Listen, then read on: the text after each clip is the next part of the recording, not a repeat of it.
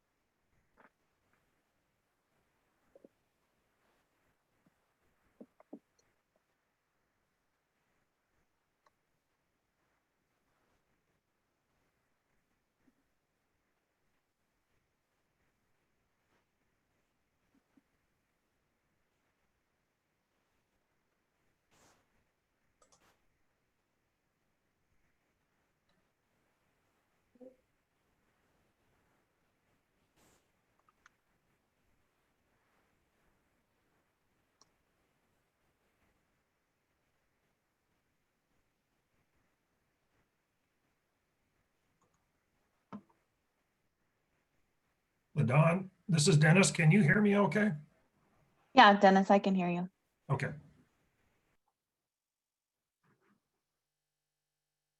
Dawn, can you hear me? Yes, I can. Yeah, Perfect.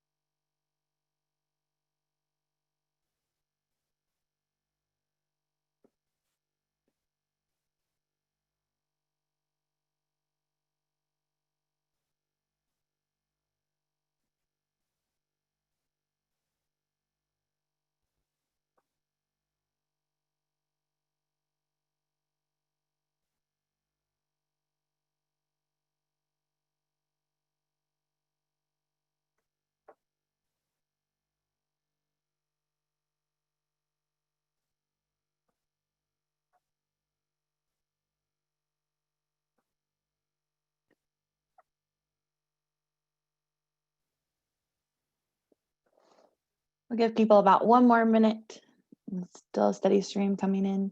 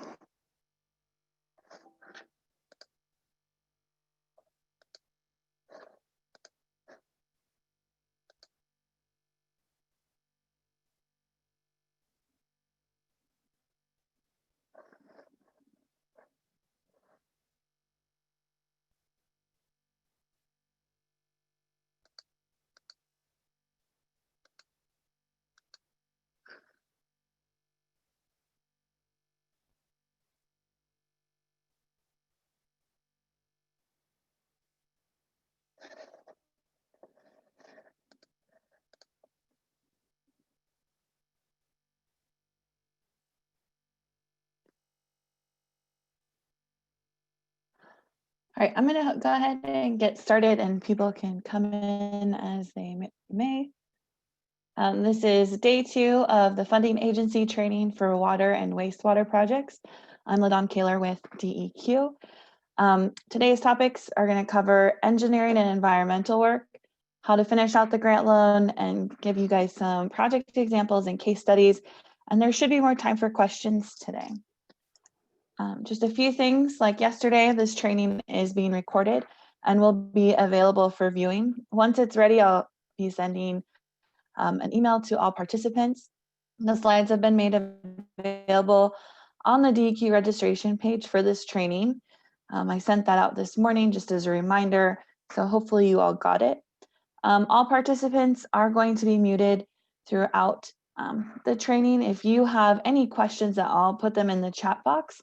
We are going to answer them at the end of each topic. So engineering work will be first, and after that, we'll answer any questions that you might have pertaining to that specific topic and information that was covered. I also ask that you keep your videos off just because it helps with our streaming capabilities throughout.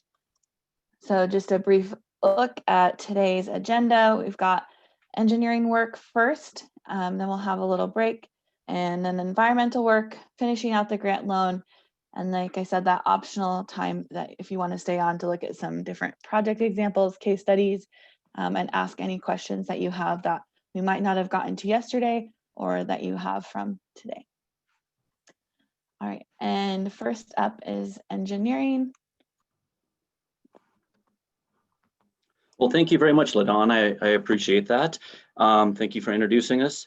As LaDawn said, we are first going to be covering the engineering program, basically stemming from the beginning of the project to the end of the project. And so for today, our speakers include Kent Erickson from USDA Rural Development, Dennis Porter from Community Block Grants, Katie Baker Castile from DEQ, and myself, Kevin Ryan. As LaDawn has said previously, these slides will be up and posted, and so our contact information is there. So if down the road you have any questions or comments or concerns on any of the programs, feel free to please contact us at those emails that are listed. So today, as I said, we're going to cover from the beginning to the end of a project, which includes basically the facility plans, selecting an engineer, the owner engineering agreement, equipment pre-selection, construction and contract documents, and then construction inspections, meetings, and whatnot.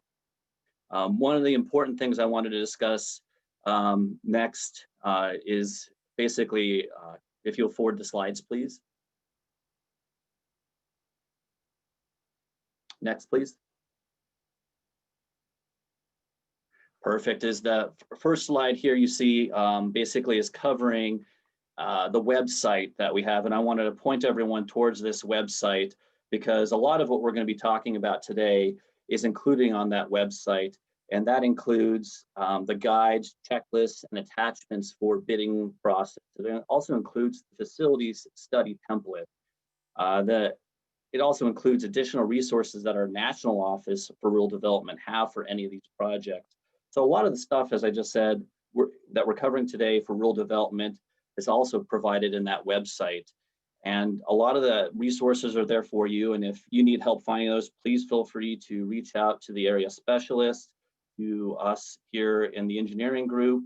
Any of us will be able to help you get through and find these resources. But that website there again is posted, and that should be available for you to download and look up later. The next slide that we have here is DEQ slide, and I don't know if Katie wants to cover any additional aspects of this slide and DEQ's resources and what they have available on their website. Sure. We also have a website similar to Rural Developments. There is lots of information there, as well as contact information for our state office contacts. Each region also has a regional engineer who would be a contact as well, and they are not listed on that website, but by calling your local regional DEQ office, you are welcome to talk with any of the engineers that would have information for you on our programs. Next. And the next slide is community block grants, and if Dennis has anything on that one. Yes, I'd just like to add on our website, we always want people to start looking at that. We're trying to build it up and make it more user-friendly. We do have our application handbook. More importantly, we have our grant administration manual, which will take you, takes you through how to do the environmental, how to select your engineer, how land purchase needs to go. We also have on there some of the memorandums for Davis-Bacon. If you're trying to identify where your project falls in, is it heavy, is it highway, is it building, those memorandums are there. And then also our grant administration list. So if you're looking for a grant administrator, that list is also on that website. So like I said, we're trying to make it more user-friendly, and so that individuals can go to there and find hopefully that information. And if not, you can always call Tony, James, or me. Thank you. And on the next slide here, we have basically the RD engineering flowchart. This is on our website. This is a good kind of general roadmap for engineers working with RD projects here in Idaho. It gives you an idea from start to finish when things happen and when things are due. It covers the general process, the key milestones that must be met from beginning to end. And DEQ, and basically it also provides each of those steps and goes through those and just gives you that key to getting through an RD project. And I would encourage many of you to please download it if you have not downloaded it, because it definitely helps with answering those questions and even presenting to these communities, kind of giving them the big picture of what's going on with regard to the process, so they have a good understanding of the time that it will take to get through the process and the steps that it will take. The next slide that we're going to present is DEQ slide, and Katie can talk a little bit about their process flow charts. So this process flow chart drills in a little more into what rules are applicable to projects, and is like one or two of the steps on RDs. And I don't have a mouse to to point at things, but it walks through each step, and within each box there is a rule citation which refers to the drinking water or wastewater rules that would be applicable to that section of the step. So it walks through well drilling, PERs and plans and specs for different types of projects are all covered in those rules, and the engineering staff, of course, at the regional offices would be happy to help you walk through which steps are applicable to your specific projects. Next. And so this is the wastewater version of that same flow chart. The first one was the drinking water, and we have these available if you would like a PDF of the same flow chart. I'd be happy to send it to you. My email contact was at that first slide of this presentation. Next. Perfect. And so with that general understanding of the process, one of the things that we had already talked about, and Noel had already gone over a little bit, is RD Apply. But one thing I wanted to emphasize on that is definitely for RD Apply, talk to your area specialist. They know how to get you through that application process. If you have any questions on that, please seek out their assistance. But one thing I will point out is that as you're working through that process, the information that you're putting into RD Apply should match up with the facility plan that we'll be discussing here shortly. So discussing the next slide, we do have the facility plan. And so the one thing I want to discuss is that this part of the project is really important from the planning standpoint. It's really important probably for all the agencies. This is a really critical step in the app and part of the process. And so the Idaho Interagency Facility Plan was put in place, I think, about 2016. And this was a culmination of both DEQ, community block grants, and RD coming together to try to develop a template or a facility plan that can be used for all three of those entities. And basically, it does replace our original bulletin 1780-2 for water and 1780-3 for wastewater. It is available on our RD website. I think it should be available on the DEQ website last time I checked. And it hits all the DEQ and SRF rules. So the next slide, talking about the facility plan, some of the key items that RD and DEQ look for, and Katie, feel free to chime in if you want to add some additional ones in here too. But looking at the existing and proposed operation and maintenance for the project, we need to make sure that both of those are in there, both existing and proposed. And a lot of these items that we need in the facility plan, as far as rural development goes, are items that also are really important for the obligation process in order to get your the cities and communities you're working for, get them the money that they need for that project. So lacking that information in some of these key aspects can slow the project down, and it's definitely needed in the obligation process. So I can't emphasize that enough, that these items definitely need to be in there. The design and planning, the next slide, basically design, planning, data identified. It's okay to put it all in the appendix. I know a lot of the design and planning data is pretty extensive. You probably don't want to put it in the body of the facility plan. So yes, please incorporate in the appendix because we definitely take a look at that. We also want to make sure that all reasonable alternatives are analyzed, including the no action alternative. So it's important to basically lay out all the different alternatives and definitely talk about why those alternatives are, which ones are important, which ones are necessary, and just evaluate all those alternatives. The next slide where you want to see is short-lived assets. Short-lived assets are really important to include in this from RD's perspective. We need to see those in there. We also want to see the recommended project scope and cost needs to match the application for funding, as I was saying, and the RD apply, those costs and the information need to match back and forth between RD apply and the facility plan. And so we definitely need to see that match up, or else sometimes we have to go back and ask some questions to make sure that those get matched up. So that could delay the process if those don't match up. The cost also needs to include American iron and steel requirements. The next slide basically is you want to have accurate EDU count, including residential and commercial split. Include all those items in there, the average EDU flow, and include all necessary project upgrades. And so on the next slide, we also want to minimize unnecessary phases and ensure the facility plan matches the environmental document and the EID documents that we'll be discussing later. Some of the other key aspects on the next slide include basically ensuring Davis-Bacon wage rates are accounted for if applicable. And that really depends on your funding agency and which one you're working with. So definitely include that. And you want to ensure that the report covers basically cross-connection, system classification, existing and future operator certification requirements.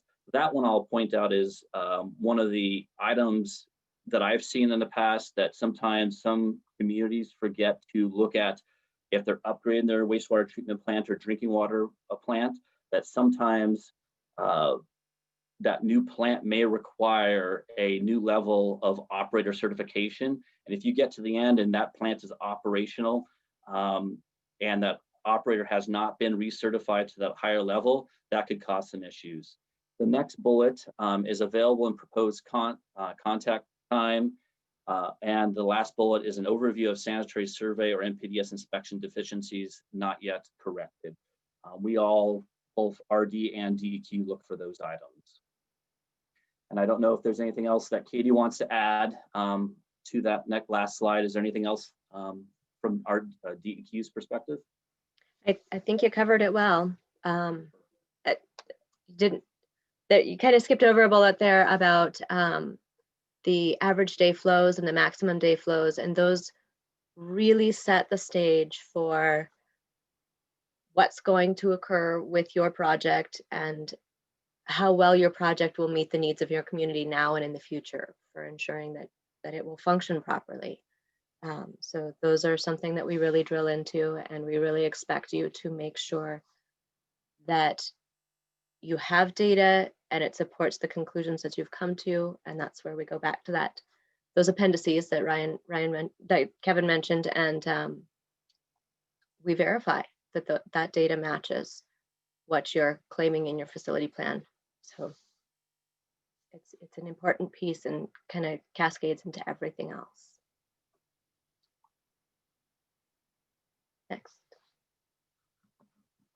So the next slide is basically something that I think was discussed a little bit ago also, which is the land purchases, leases, and easements.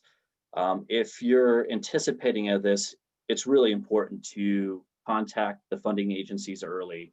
I've seen this on a few projects, both with DEQ and RD, that a particular entity, community had to purchase some land, and that sometimes can take a lot of extra time. And in one particular case, it took an extra year to get through both the land purchase, the water rights, and the easements for this one particular project. So I would definitely emphasize, definitely get in there and get that done early, and make sure you account for that.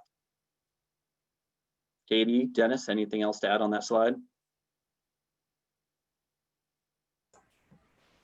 I would just add, under the CDBG program, we're required to follow the Grantee Uniform Acquisition Act and Uniform Acquisition and Relocation Act.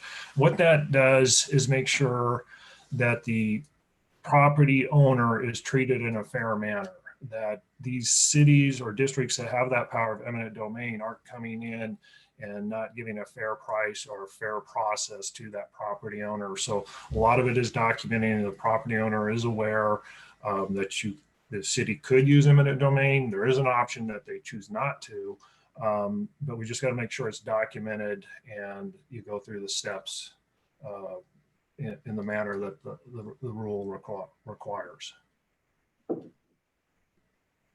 And the one thing that gets a little difficult too, and we've kind of pushed back against it, but to no effect, is HUD tells us that if we're in the project, even though we're not using CBG to acquire the property, we still have to ensure or make sure that that Uniform Act is being met.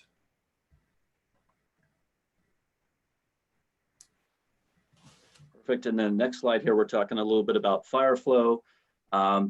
Basically, with fire flow, we want to ensure that the fire flows are designed to provide maximum day demand plus fire flow. Fire flow requirements should be determined by the local fire authority, and a written statement from the local fire authority should be provided. If a written statement cannot be obtained from the local fire authority, the engineer can establish the required fire flows in accordance with the International Fire Code as adopted by the state fire agent marshal.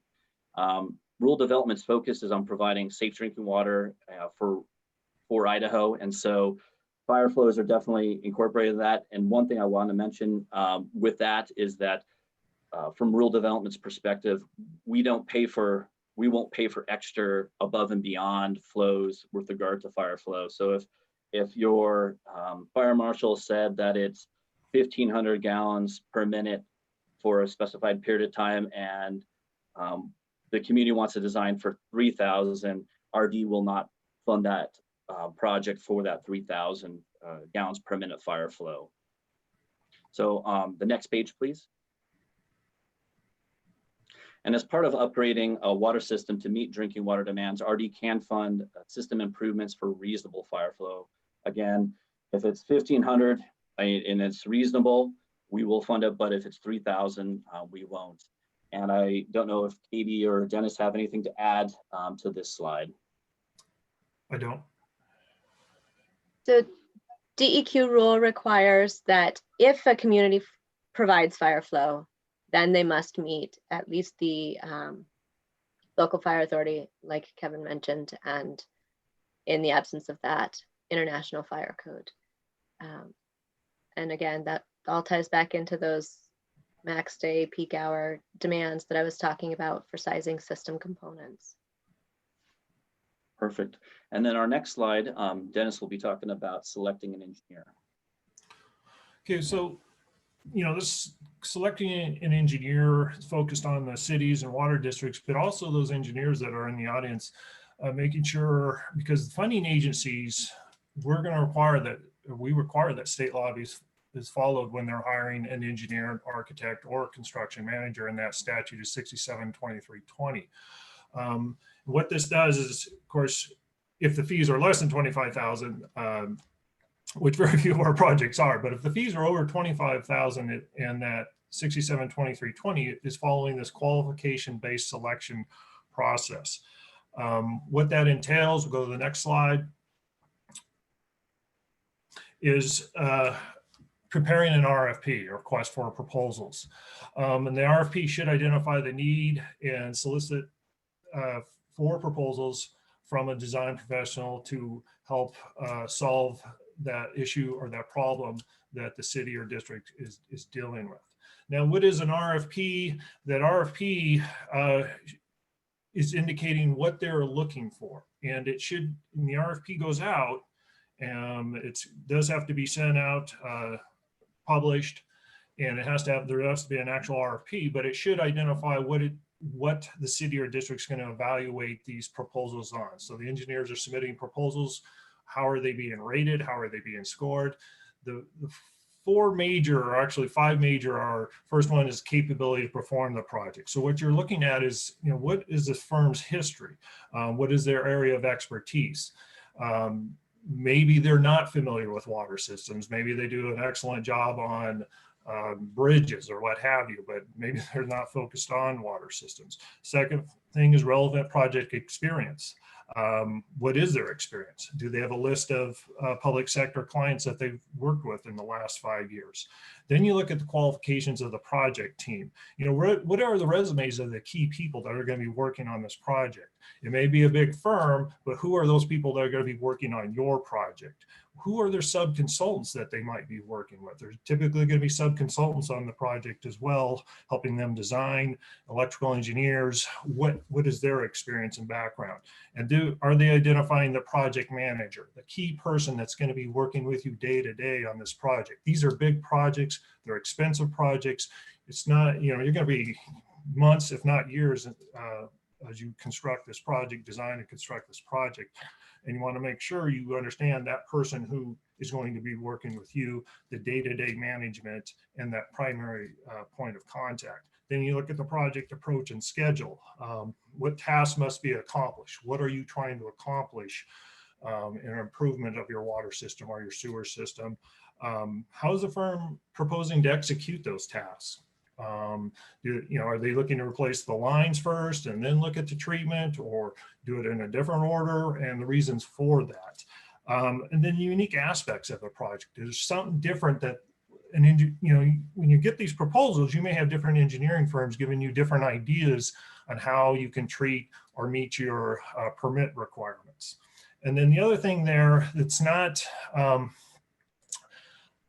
it's not necessarily required, but it's highly recommended, is you interview at least the top 3 proposals that have been scored. So the proposals come in, they're scored, you have a selection committee that scores them. At least interview the top 3.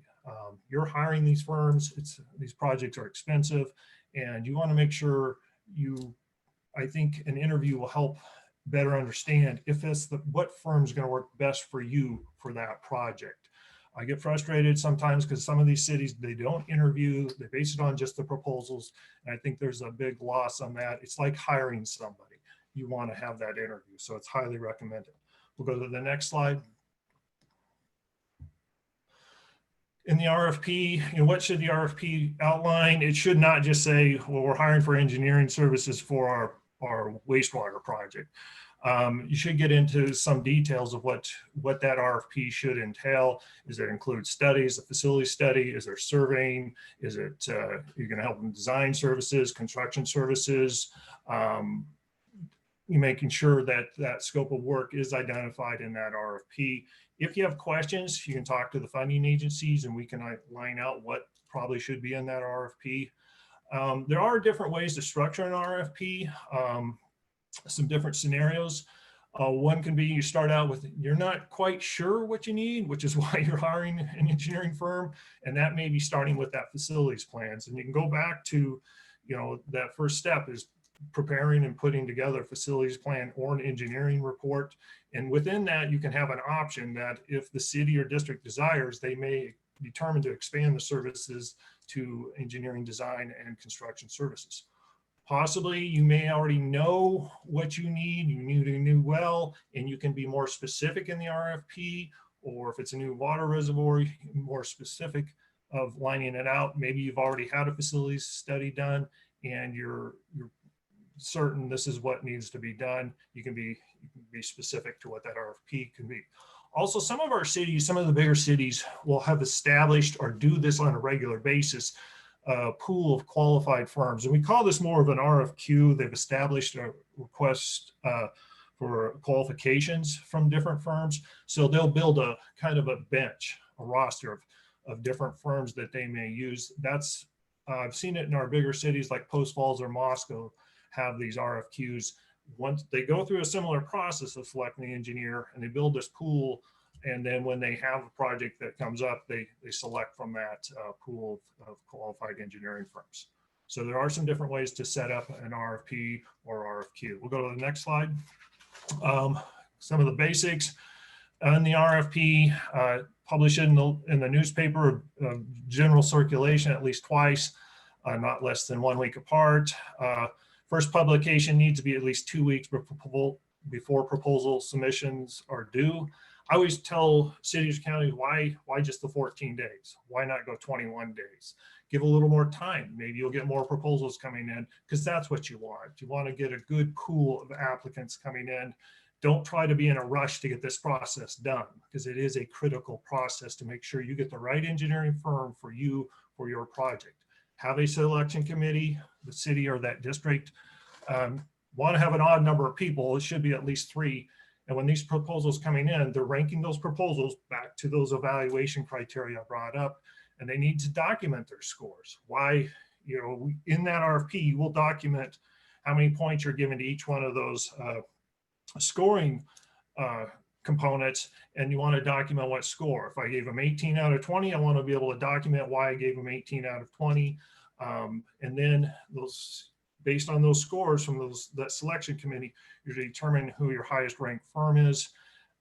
Individual scores are then brought together, you're aggregated to determine who is the highest ranking firm. And like I said, this is a critical to document it, make sure you have it in writing, make sure individuals show their scores for each of those components. It's not a race to get it done. I get a little frustrated because we'll get applications where it felt like the applicant, the city or the district, hurry, you know, there's a deadline coming, hurry up, select our engineer, document, we're good to go. Take your time. It's not a race. These are big projects. They're going to take a lot of time. Make sure you get the firm that you want to work with. So I can't stress that enough. We'll go to the next step. So once you have your highest ranked firm, you start negotiating with them. And, you know, what is the scope of work? What specifically is that scope of work? What is the fee? What are they looking to charge? And then the other thing to look at too is the schedule. Can they work within your schedule? It's interesting because we did have 2 weeks ago, it wasn't a water or sewer project, but I actually had a city who had contacted us and said, well, we selected the highest ranked firm. We started talking to them, negotiating with them. It just wasn't working out. There were some issues on both sides. So we want to go to the second ranked firm. And, first thing was, did you document your steps so you can avoid an appeal? If you documented it well and show why you didn't get there with this firm, then yes, you can go down to that second ranked firm. But you've got to document it and make sure you have justification for doing that. So you've selected your firm, you've gone through the process. Now the agreement comes into play. When most of the funding agencies, and especially RD, are going to want to use the EJCDC documents, which RD does require to be used. So recognize that. It's pretty standard industry-wide to use the EJCDC. You may have some cities who want different documents that they want to use. Be cautious of that. If CDBG is paying for a portion of the engineering services, we do have a 2-page supplemental agreement that is part of that engineering agreement as well, that attaches as attachment to the EJCDC documents. And Kevin, I'll let you take it from there. Sounds good. Thank you, Dennis. As Dennis said, RD does require the use of the EJCDC E500 on the 2014 version and our Idaho attachment. The owner-engineer agreement needs to come in as soon as possible to help RD obligate the funds. It definitely needs to be in before the plans and specs and bid package comes in. However, it can come in anytime before then, but the sooner you get that in to us, the better, because it really does help with our obligation process. As I mentioned, we do have an RD attachment that modifies the standard agreement. And basically within the E500, the listing of additional insured Exhibit G under the owner's policy is not allowed per ICRAMP.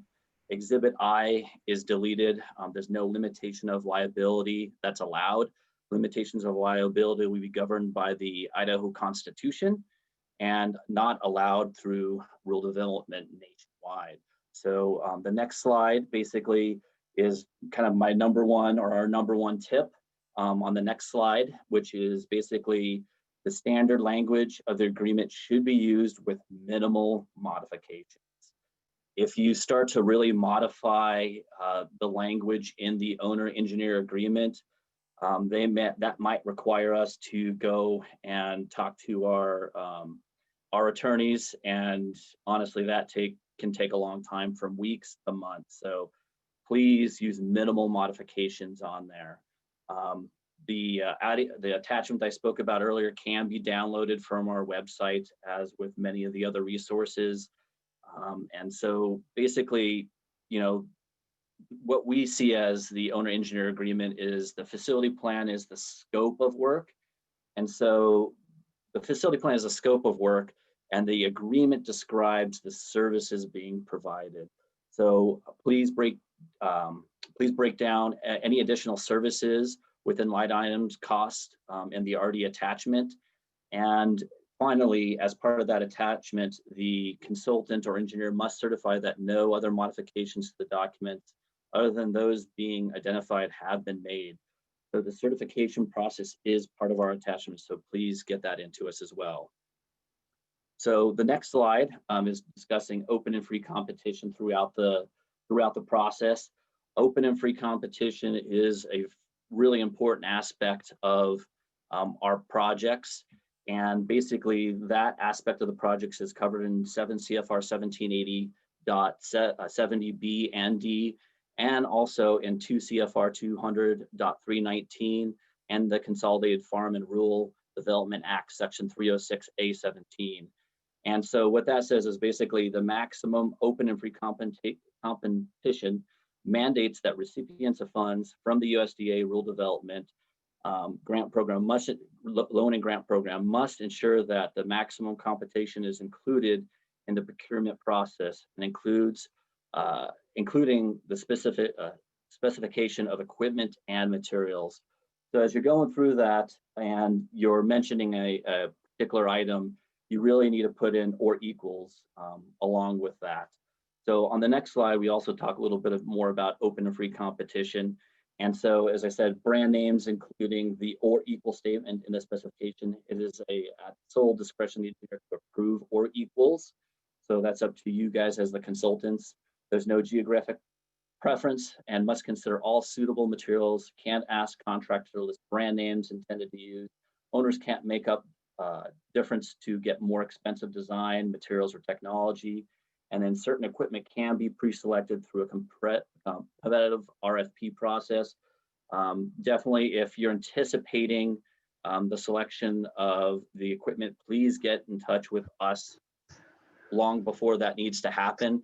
Some of these items have long lead times, and also sometimes, we'll need to go through different processes that could take a little bit more time. So budget that into your time schedule. So the next slide is equipment pre-selection, and Kent will be discussing that. Yeah, thanks, Kevin. I'm Kent Erickson. I've been with RD for quite a while. Some of you might know me. Anyway, I'm going to go through the most of the rest of the slides here. Equipment pre-selection, that's something that's happened. It comes up frequently on our projects. I'd say a good number, I don't know what percentage, but when we have a wastewater treatment plant, usually that's when it comes into play. And because of our open and free competition requirements, we can't just allow an engineer to design a project based around one particular product. Like, for example, if there's an MBR, if the facility plan recommends an MBR treatment system, we can't allow the engineer to just have that some particular brand of MBR to be laid out on the plans, because it would give them an advantage in bidding, certainly. So we actually require, if that is the case, a pre-selection process. So what that entails is issuing an RFP. Let me, I guess, go to the next slide if we could. So yeah, there are two different processes that can be done for pre-selection. First and foremost is we would require an RFP to be developed, and we would need to review that to make sure it's open and fair. It'd be very similar to what Dennis was talking about. It's a competitive process where, in this case, it'd be a best value procurement. So you'd have price and other factors involved in the selection. So we would want to see that RFP to make sure that those appear to be fair and the scoring system is weighted properly. We normally like to see price as about 50% of that weighting at least. And of course, other factors can be scored as well. So it's a good thing for engineers because you can get the best type of that treatment system that you're looking for. It's again a best value process. So and we like that process to be as open as possible. In other words, don't narrow it down.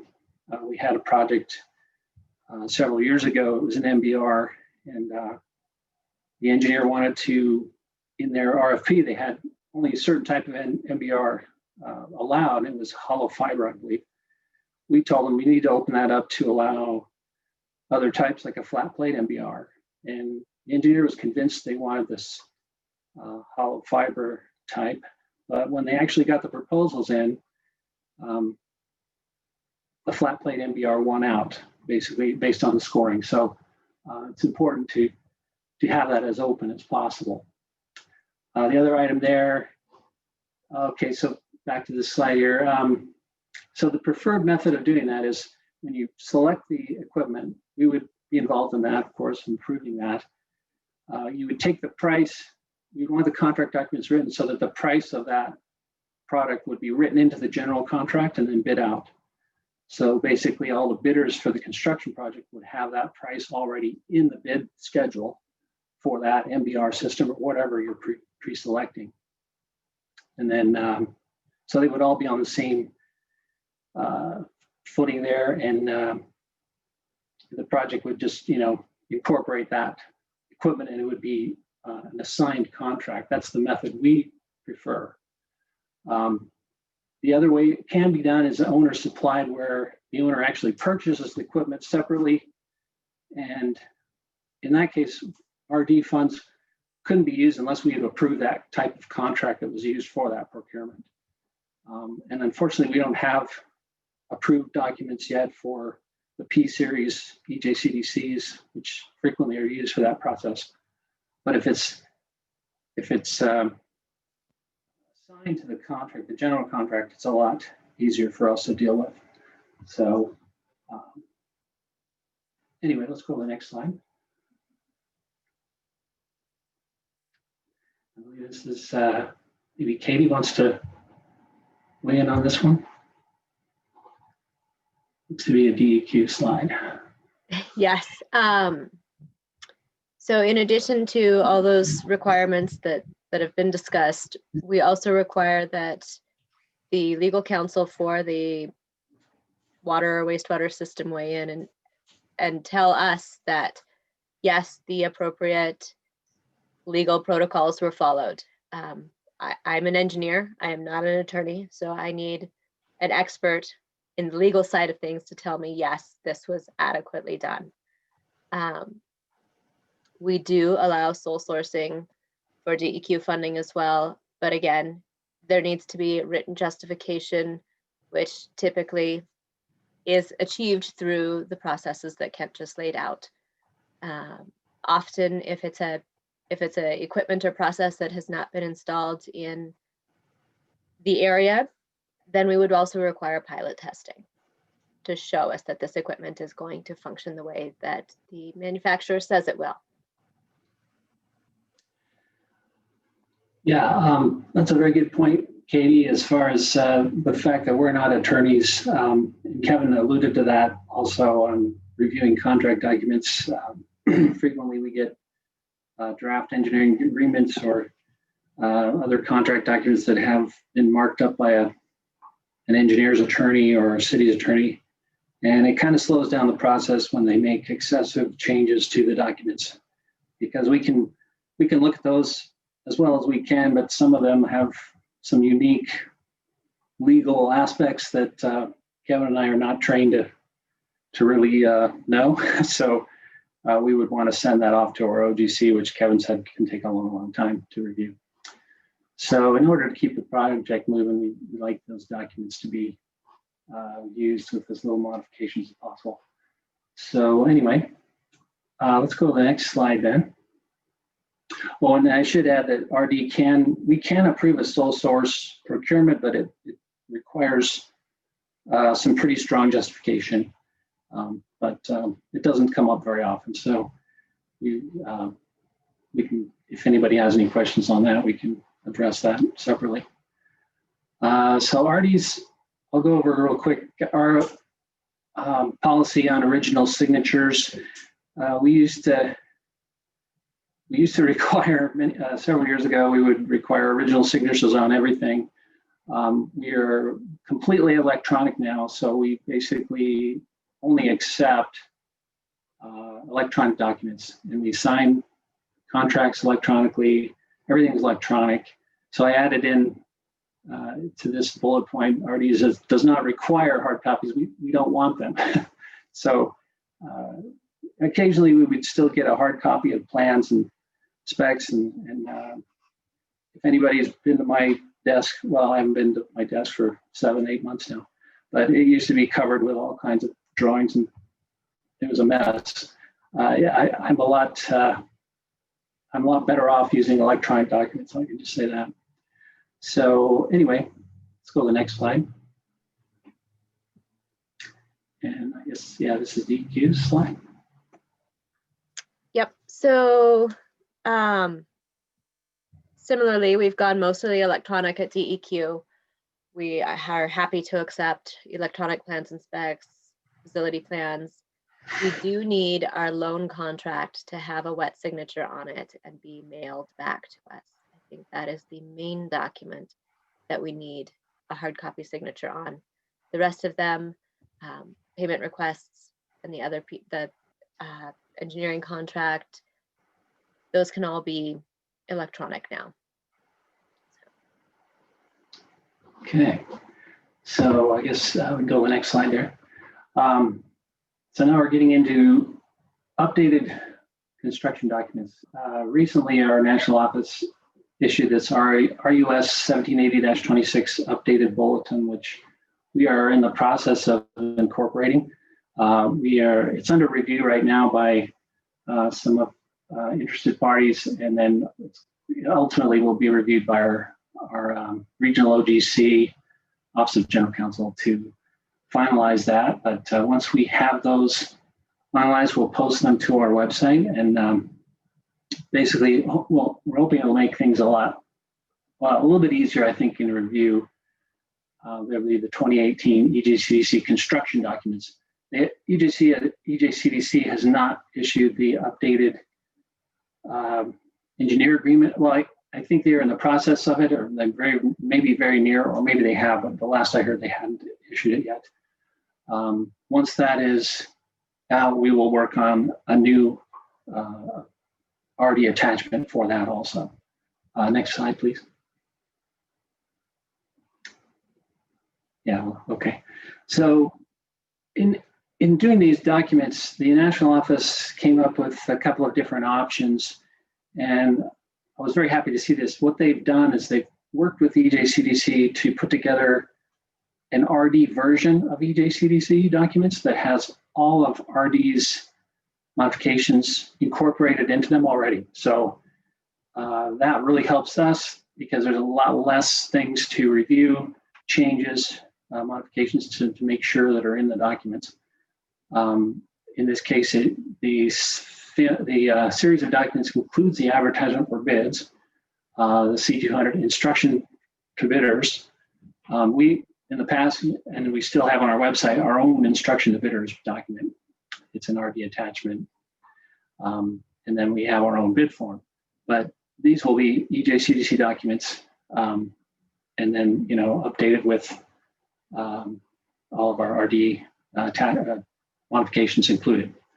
So that's the preferred method. And what we will have there is, if engineers can use that version of the EJCDCs, we will have an Idaho RD attachment, which we will call attachment 2, because attachment 1 is still for our engineering agreement. That attachment 2 document will have Idaho specific changes that go along that modify those documents. So it'll be one attachment that will make whatever changes are necessary. And we want that to be used as an attachment, and don't incorporate those changes into the EJCDCs. Just get our attachment from our website, put it at the end of the documents, and we'd be good with that. In fact, it takes more time for us if you put it into the documents, if you make those changes. So anyway, yeah, next slide.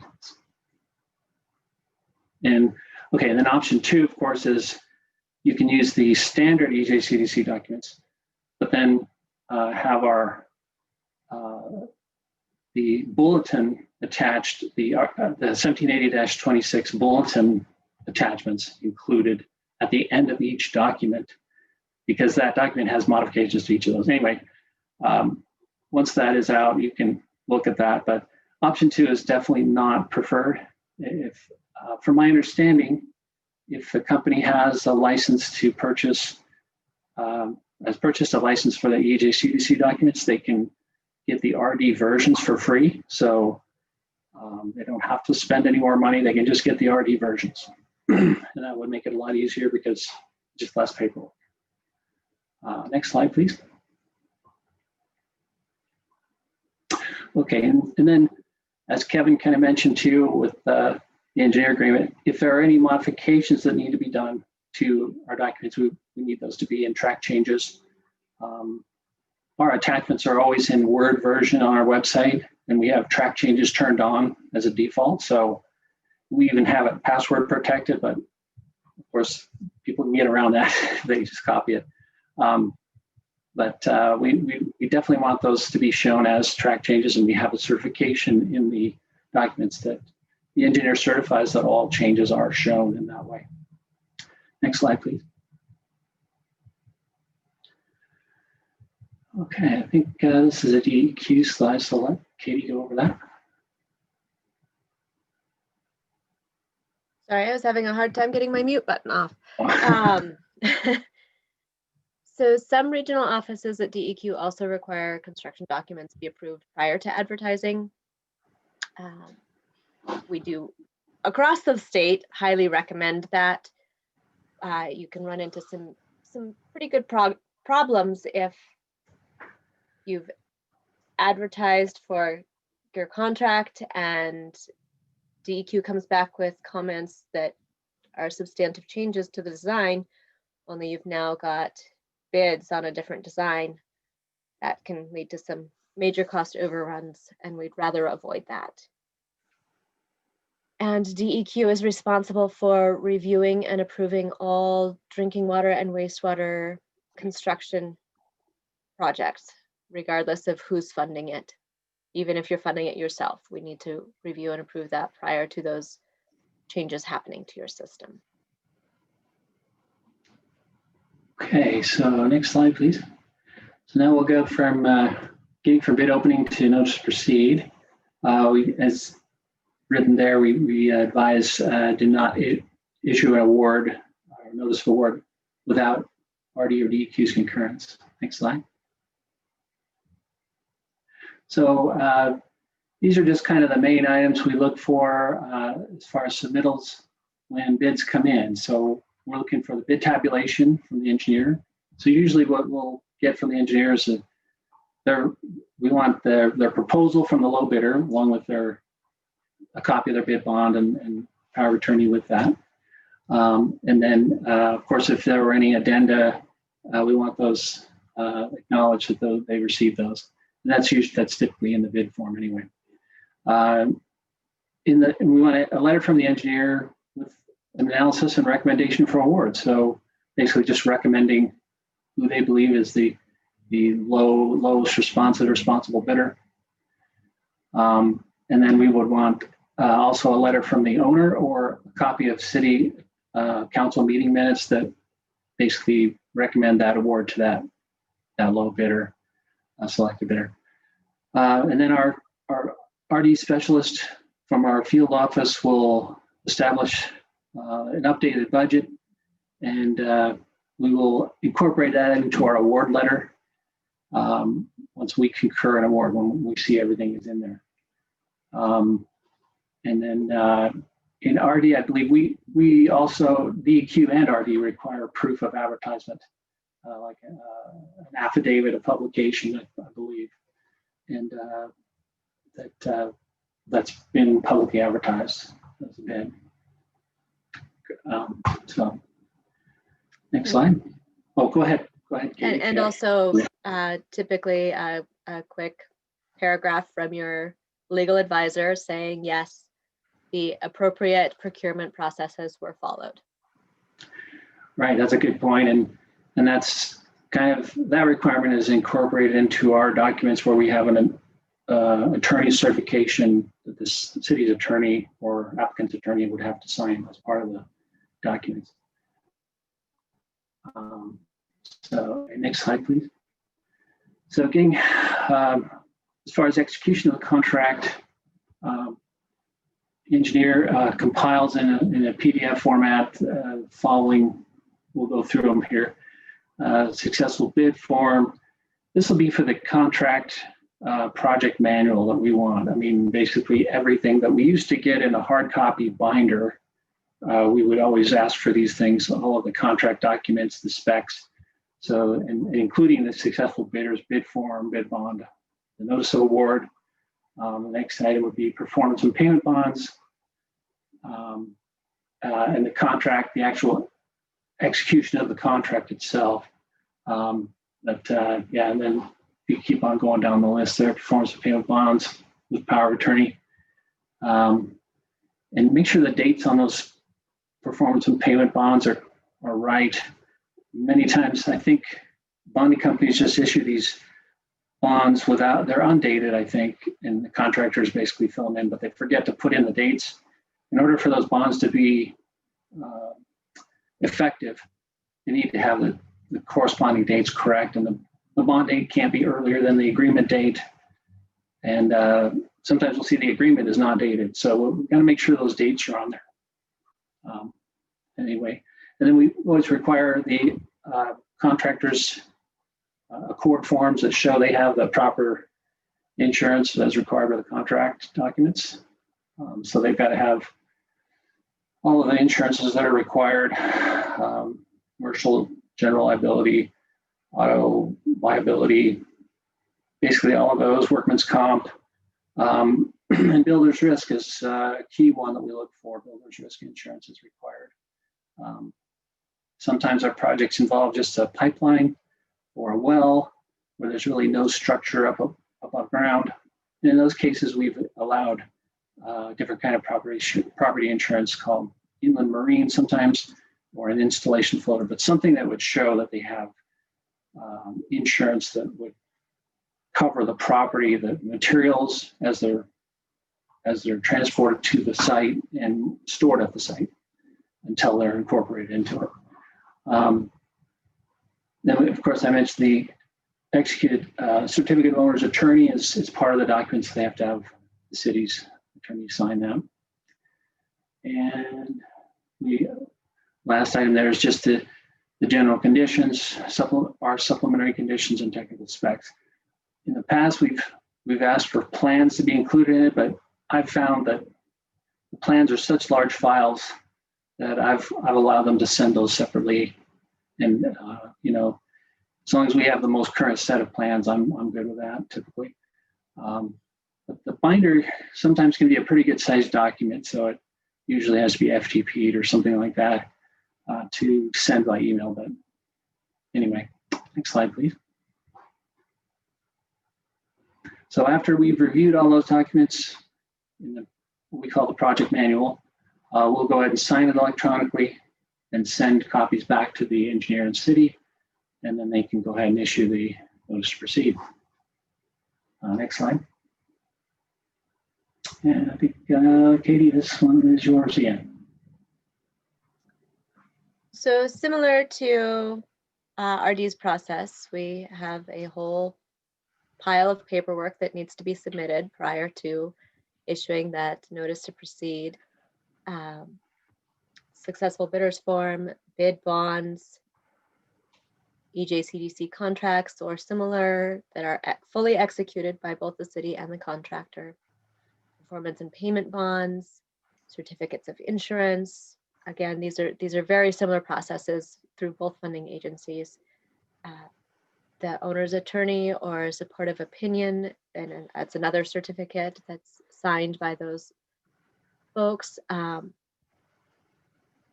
Prior to issuing that notice to proceed, you need to see Chapter 6 in our loan handbook, and I believe we mentioned that briefly earlier. That is one of those things that is on our website that's available as a link, and it walks through a lot of this process as well in written form.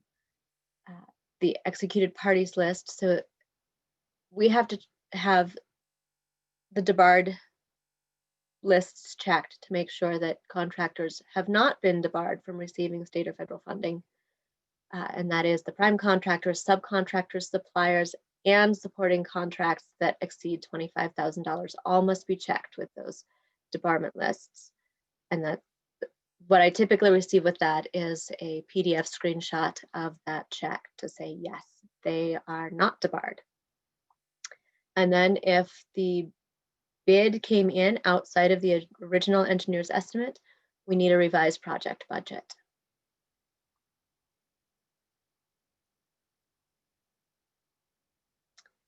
Once we've received all of that paperwork, then we would issue an authorization to award the bid. And that is your system's authorization to go ahead and award that contract. Once you have that, we're ready. You don't need further conference from us.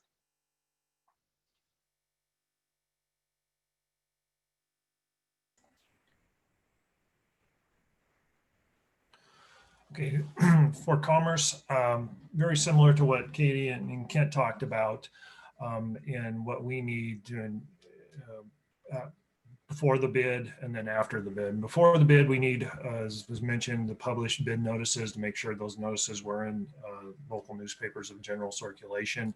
One thing that's a little different, and this comes in from Davis-Bacon, is the 10-day wage rate update. So 10 days before the bids are due, the grant administrator needed to go in to see if that wage determination had been updated. If it has been updated, which may mean that there was a change to the wages for the construction workers, then that needs to be added to via an addendum to the bidding document.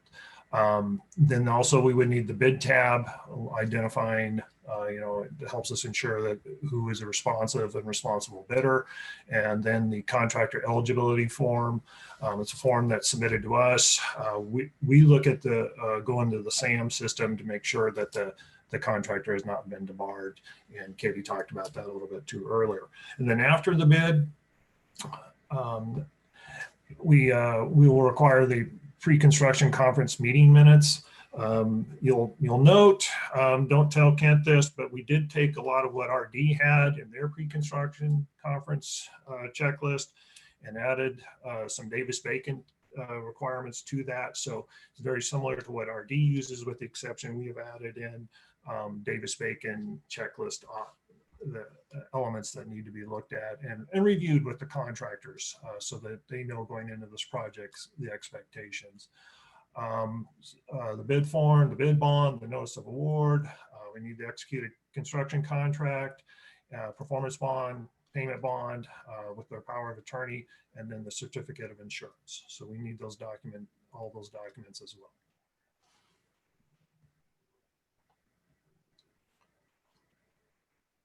Okay, that's a good lead into the next subject here, pre-construction meetings. I would add, like Katie and Dennis both mentioned this regarding contractor debarment, rural development also does have as more of an internal thing. We check that. Our specialists here in the state will check to make sure the contractors are not debarred. Anyway, as far as pre-construction meeting, this is basically, the who, what, and where of the project. We require this meeting, and we will, our loan specialist typically attends this. Next slide, please. So who attends the meeting? Basically the owner, contractor, engineer, any funding agencies that are involved. If there are any utility companies that have work that's going to be done at the site, it's good to have them there to coordinate times and when those can be put in and what outages need to take place. Those should all be discussed in the pre-con meeting, as well as any permits that need to be procured. Next slide, please.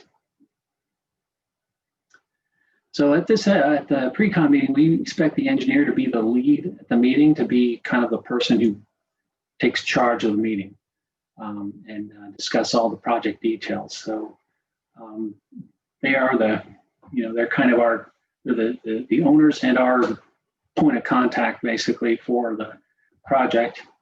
We want of course, any agencies involved to be there. Says state engineer or the specialist would be there to attend. Typically, due to time and distance travel, we usually just have our specialists attend those. And Kevin or I can attend those too if needed. Sometimes we will occasionally. And then basically just go through the pre-construction forms. And like Dennis mentioned, and I appreciate this, Dennis, I've been meaning, I think we've been meaning for a long time to try to come up with an overall common pre-construction form that Commerce and DEQ and RD could use in the core. Any agencies that are involved in funding. If we have those projects where everybody's involved, it would be nice to have one pre-con form that the engineer could use that would satisfy everybody's requirements. So Dennis, I would ask if you don't mind, send us that, your form that you've put together, that where you've added some things to ours. That would be great. And we can go from that and maybe update ours too. So I'll do that, Ken. Sure, thanks. And then, of course, the owner and contractor are there, and basically a meeting to discuss questions on the project site, get things worked out as far as staging areas, access to the site, work, the times of when they can work, just all of those site coordination type issues. Utilities, again, to talk about when those can be constructed or when the outages need to occur. Next slide, please. So yeah, as I mentioned, there are several different pre-con forms. Each agency kind of has their own, and so just put a few up there on the screen there. Yeah, again, I think it would behoove us to try to come up with a common pre-con form, but that's something we've been meaning to do, and we'll try to do that. But anyway, if Katie or Dennis, if you have anything to add on the pre-con forms. This form for the DEQ is that one there on the right-hand side. And it is, again, available in our loan handbooks. So anybody can view that as well. Okay, and our form is on our website too. And I'm sure Commerce must have theirs probably on your website, Dennis.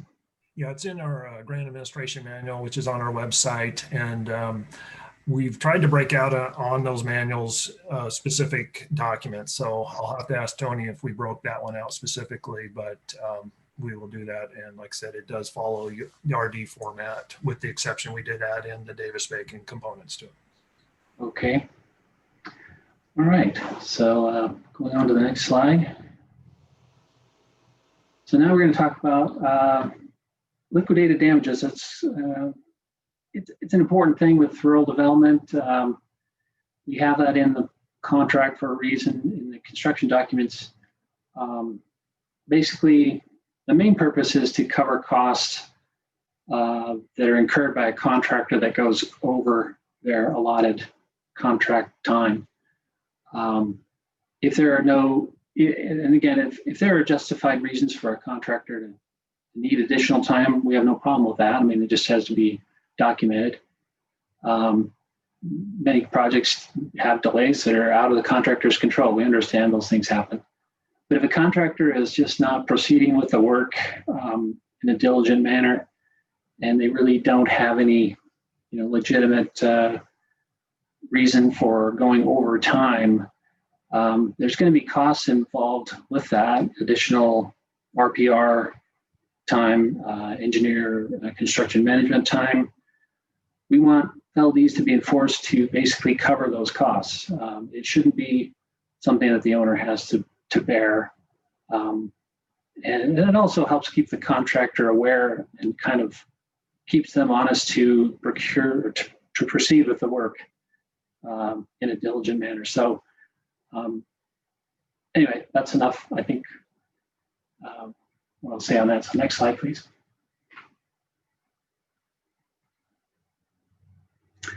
Okay, so talking about construction inspections quickly.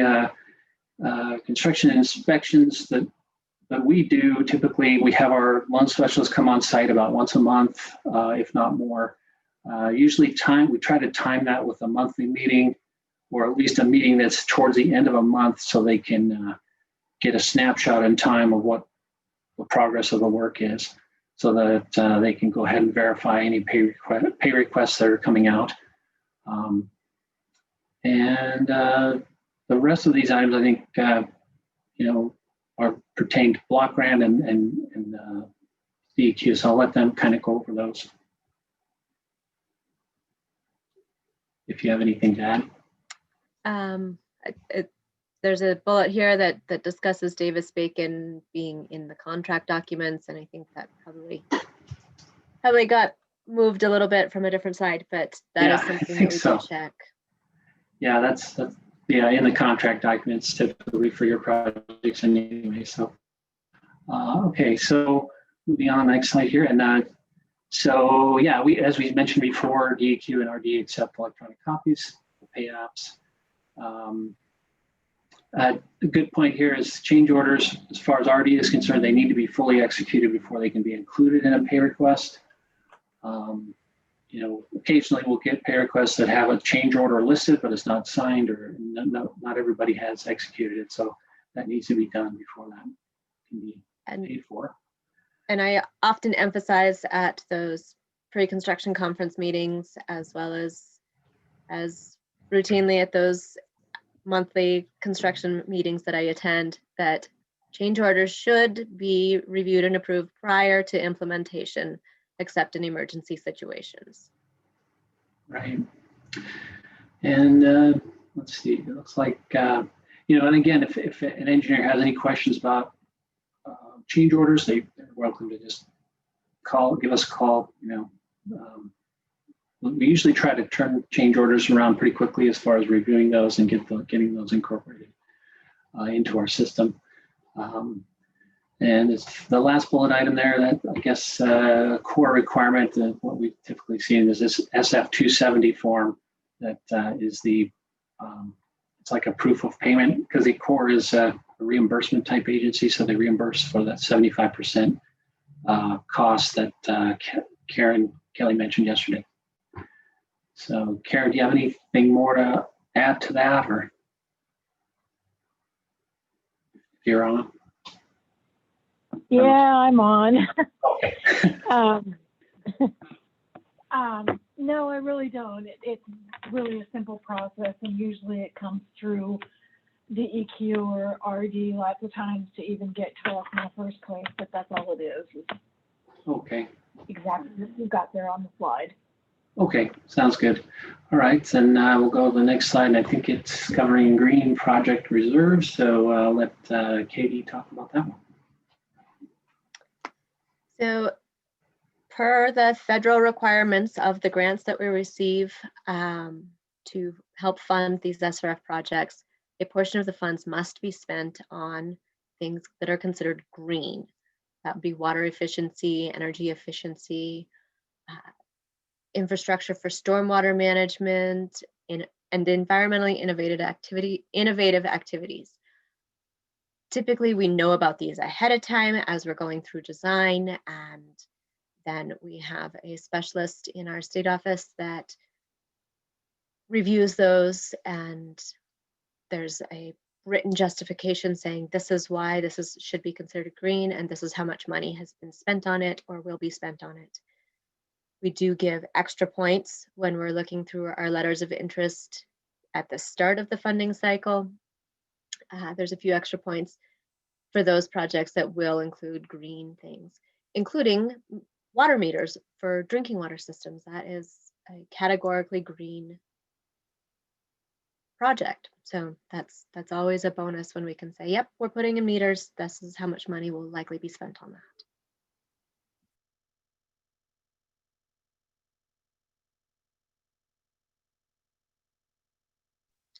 Kind of went into this already. It must be documented, like I said, and we have Kevin McNeil in our state office has been the contact person for that, and he has worked through those with systems routinely, and can offer plenty of guidance for the engineer and the community as needed. And we're number one for the GPR. That's oh, all right, good. And now we're getting into American Iron and Steel requirements, which we really haven't touched on yet, but this is DEQ was the first to receive the mandate to incorporate American iron and steel products into our projects.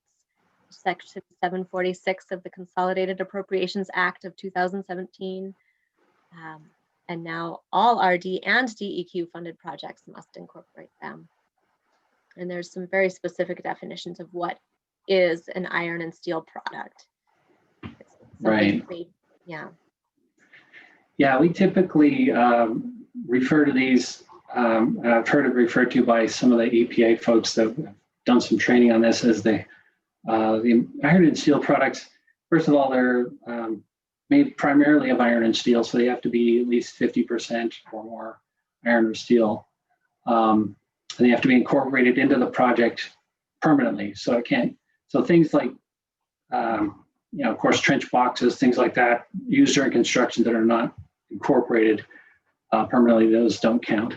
But you know, it goes through the list there, and these definitions are in the contract documents: the lined and unlined pipes, the manhole covers, municipal castings and such, hydrants. These are referred to as hunks and chunks of steel by a lot of EPA folks that we've had training from. So it's the larger, heavier types of steel and iron type, or ductile iron, things like that, cast iron, cast products.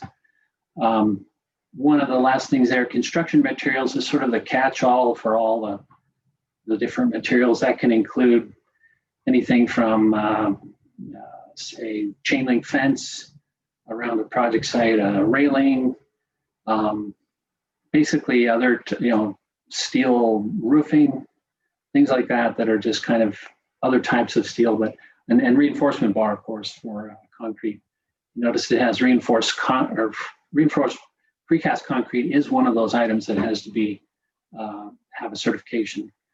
So reinforcing bar, of course, is one of those items that is covered under that act. So next slide, please. So yeah, RD has developed attachments that incorporate these requirements. They're in our owner-engineer agreement, advertiser bids, and supplemental general conditions. And I believe DEQ, as Katie can talk about here, it's in their requirements as well. Yes, it is. And it is talked about ad nauseum in our loan handbook. The checklists that we have included in that loan handbook have American Iron and Steel and Davis-Bacon noted multiple times to ensure that those are covered in those pre-construction meetings and the construction meetings to ensure that those requirements are being met. Okay, so next slide, please. So there are some overall waivers that EPA has issued. These don't often come into play. You can see if the application would be inconsistent with public interest. In other words, if the AIS requirements would just be so cumbersome or just difficult, then it would not be in the best public interest. That could apply, I suppose. I've never seen that happen. If a product is not produced in the U.S. in sufficient reasonable available quantities or satisfactory quality, that is another one. But again, that has to be justified. There has to be some documentation to show that and support that, and possibly a waiver could be issued. And then if U.S. products would increase overall project costs by more than 25%, that's the third one. So, and I've never seen that one used either. Typically, that's the costs are not going to be that great. I have seen multiple waivers granted through bullet item number 2 there, where the product is not available in sufficient quantities that were produced in the U.S. And yeah, we've attempted a few waivers, and EPA came back and said, oh, well, this product meets your specification, and they were fast about it too. I don't know how they've developed this network of suppliers that they can contact and find these products for us, but that has been really effective when contractors are having a difficult time finding a product.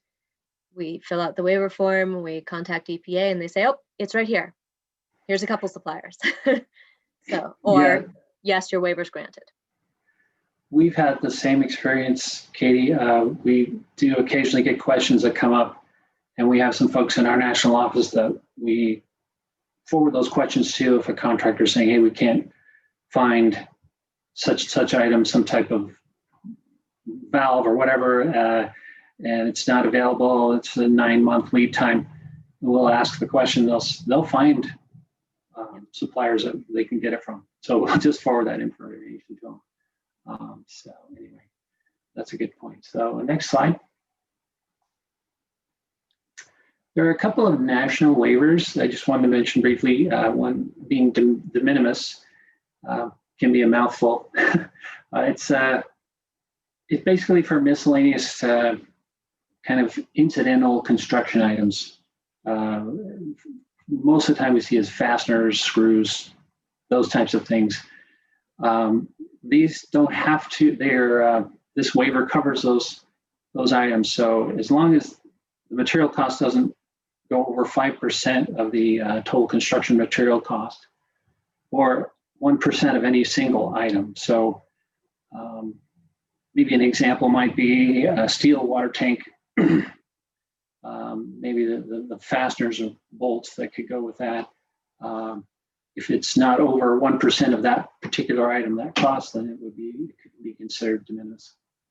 Minor components is another waiver that the national office has issued with this, and it basically involves small components of some type of equipment, usually a valve or a hydrant or something like that. It might have such things like stainless steel pins or springs that are incorporated into it.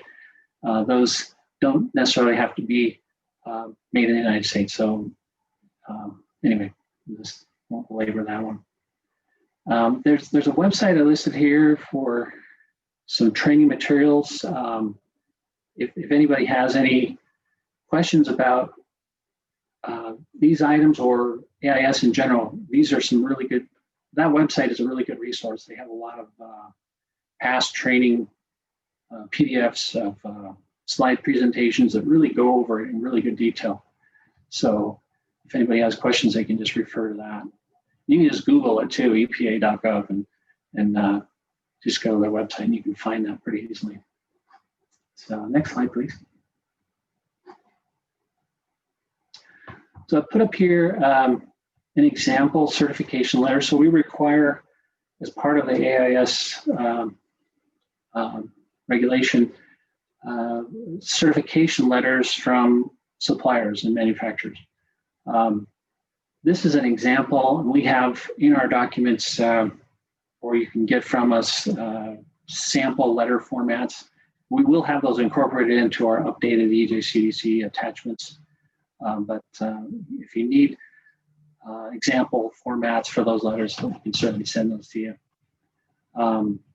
Anyway, basically there are 5 things they really look for in those letters. The project name has to be specific to the project. Specific project items, the items they're calling out. You know, like in this case, resilient wedge gate valves. They basically list the specific parts, and then where they're manufactured, and they have to. The letter has to refer to the AIS requirements, so it has to have some verbiage in there that talks about, you know, either EPA's American Iron and Steel requirements or rural development. You know, if they mention something like that, then I'm good with the letter. And then of course they have to sign the letter. Somebody who's an official with the company has to sign it. So next slide, please. So as far as AIS contract documents, like I said, we have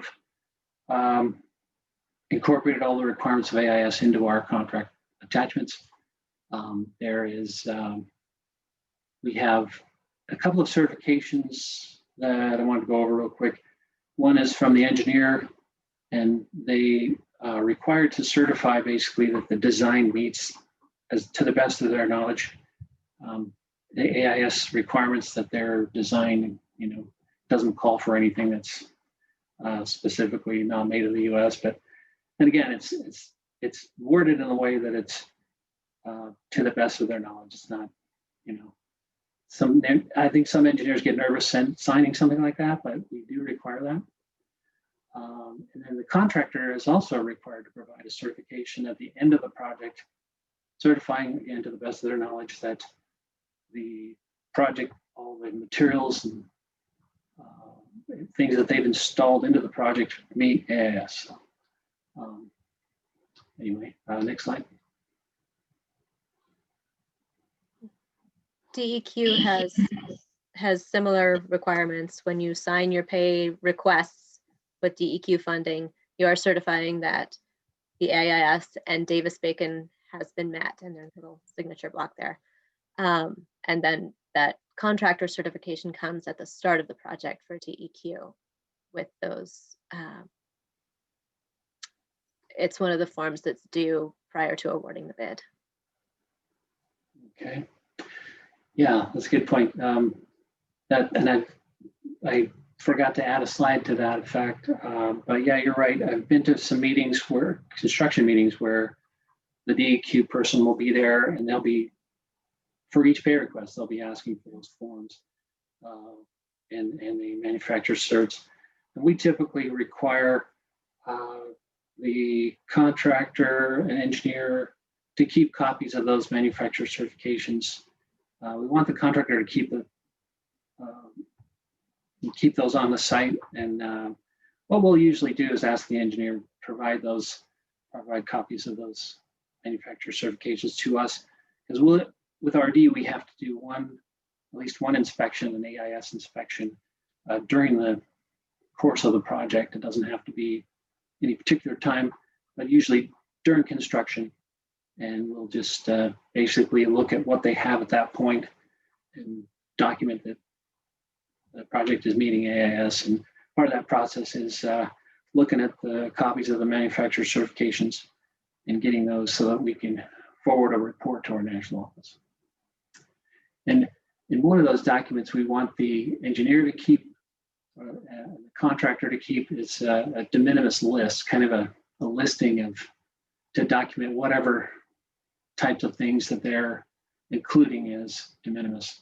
And you can see there's a form that we provide for that. And then the other form there is just the sample manufacturer certification list that we've already done, or certification letter we've already talked about. So I just see a question. I guess we'll take questions at the end. But that's yeah, which we are at. So we'll open it up to questions now. It looks like we've gotten a few through the presentation, so perhaps we'll go through those. Margaret, you had asked if it's the engineer who's required to keep the AIS certs at the site. The contractor has them at the site. The engineer also has copies. At DEQ, we don't ask, I don't want every single AIS certification, because I mean, if it's a big project, there's multiple 4-inch binders that are full of AIS certification, but I do check what the process is and whether it's being followed during construction meetings. Yeah, and I see another question from Natalie Wagner. She's a new engineer up in our Alaska office. So yeah, as far as her question is, do RD ECWAG projects require AIS? Yes, we do. The AIS requirements do apply to ECWAG projects.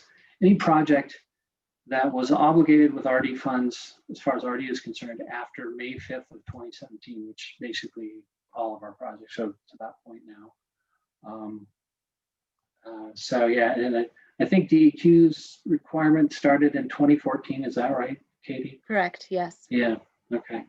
So it's been around a little longer for them. Yeah, and I think Katie already answered that other question. I don't see any other, let's see. Towards the start, Yeah. I see a question from Christina. Mhm. If a community knows that they will pursue a project in the future after planning, does the community need or should follow QBS for the planning effort?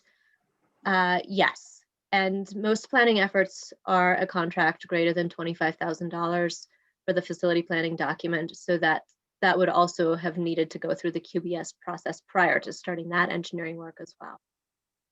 Right. And that leads into another question. If a community has worked with an engineer on the facility plan and wishes to use that same engineer for the final design of a project, do they need to go through the RFP process? Again, I caveat this that I am not an attorney. However, I believe state law allows you to continue working with the same engineer on a project that is directly related to previous work, which if a facility plan was done, that would be directly related previous work to the construction project that you're moving forward with. Yeah, I think for RD, I think we do have this requirement for the QBS process also, but I don't know if we've been as vigilant on that as block grant. I think block grant is a little more in tune with that. Is that right, Dennis? Yeah, we'd want to see that the RFP identified, if it was for facilities plan, that there was this option that may allow the city may or the district may select to do additional work. So as I mentioned earlier in that RFP, it should identify doing a facilities plan with an option to possibly do additional work as far as construction design on that selected option. Right, okay. Looks like another question from Riley Bradshaw. Basically a comment, I think I agree. He's basically saying, please also note that an important part of the QBS process is that price only enters the conversation once the highest ranked firm is selected. I believe that's correct. It's actually an RFQ. Is that not an RFP per se where price is involved. It's an RFQ, right, Dennis? Well, thanks for the comment, Riley. And I should, that was the big part of the RFP process, and a major component, which I forgot to mention, was that you cannot use price as your selection criteria for that RFP, that request for proposals or request for qualifications.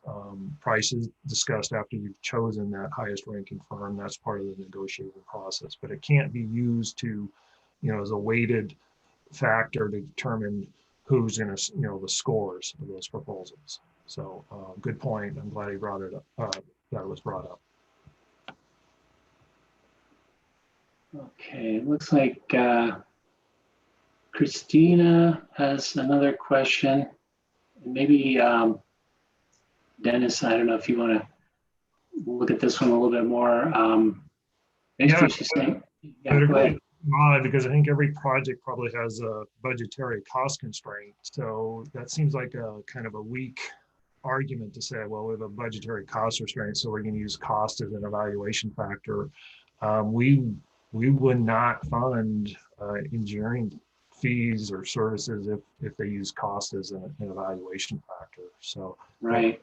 To me, there may be, I don't know if it's an association, but still CDBG would not fund it if cost as an evaluation. Right, and because it basically goes against state code, like Christina had mentioned there, I think. So yeah, that's a good point. Let's see, are there any other questions that we haven't covered? I think there's one from Chris. Does Idaho's Category B bidding process for contractor pre-qualification meet RD's requirements for open and free competition? That's a very good question. We have looked at that as far as the way we've been given guidance from our national offices, that a pre-qualification of bidders is not typically going to meet our open and free competition requirements. And the reason being is, most of our projects are such that, we believe we can get by without a pre-qualification. For a large wastewater treatment plant project, the contractor is going to have to get bonded. And I think we look at that process as weeding out those contractors that are really not going to be qualified. Say a housing contractor or something like that wants to bid on, wastewater or water treatment plant project there. We have not, looked at pre-qualification as meeting our open and free competition. So the answer is no, I guess, basically. It's just one of those things where we have had some instances where, well, on one project I recall years ago, an engineer did a pre-qualification process, and it was for a wastewater treatment plant project.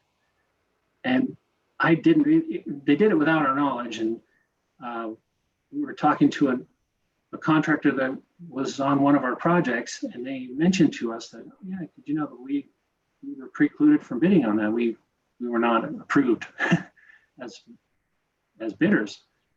And here they were doing a multi-million-dollar treatment plant project, and they were disallowed from bidding because of this. They did the pre-qualification, they submitted their information. They were basically, I guess, deemed not qualified. But in our mind, this company was adequately qualified. They were doing a pretty good job on the project we were funding at that time. And so we went back to the engineer and said, no, you're going to have to open it up.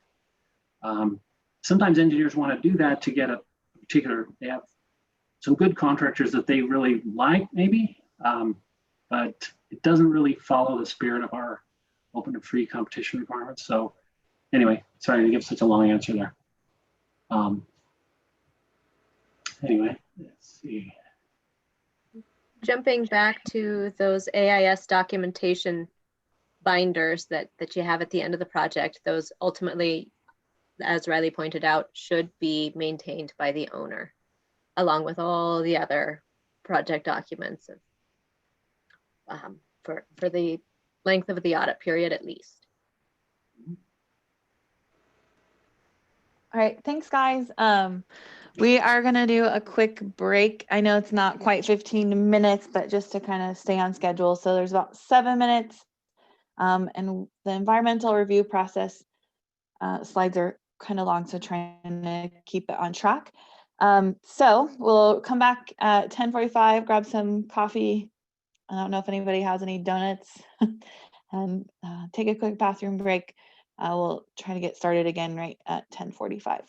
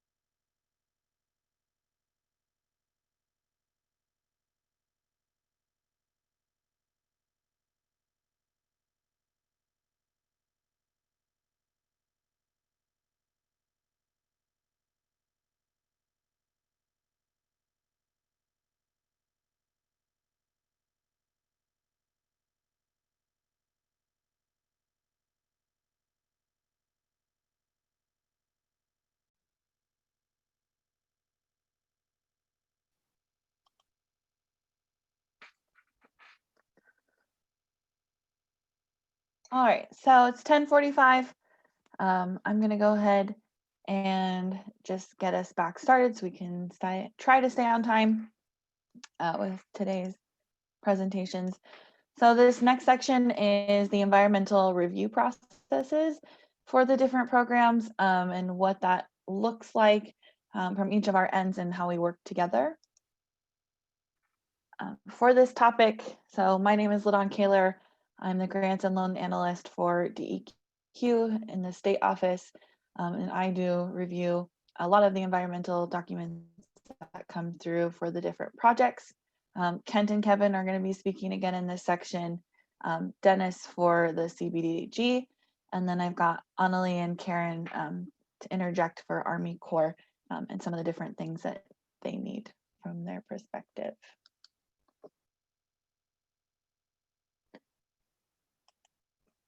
So environmental review, if you have worked on these projects before, you probably have a good idea on what this is, but it is the review of potential environmental impacts, both direct and indirect, of projects and activities receiving funding assistance from the different programs. Most of us have some sort of process that you have to go to look at the environmental scope and what the project could potentially do as far as impacts. The information reviewed is contained in an environmental information document or equivalent. A lot of times that information is directly in the facility plan for the project.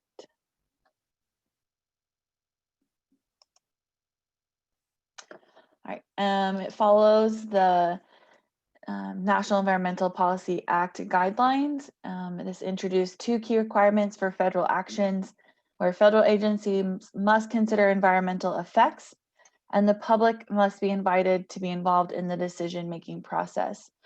And we're going to get into what that looks like from each agency's perspective and what the public comment periods look like for each of us a little bit further on. But just to give you guys a quick idea, the National Environmental Policy Act, NEPA, is the umbrella that facilities projects coordination by integrating compliance requirements that may otherwise proceed independently. So it's this big umbrella that oversees different environmental laws and brings them all together. There's quite a few different executive orders and regulations and changes happening, it seems like quite frequently to this and what's required. So we try to keep everybody as updated as possible. Just another way to look at the NEPA decision-making process, it takes into account the social impacts, environmental impacts, economic impacts, the public input, and often tribal and historical consultations.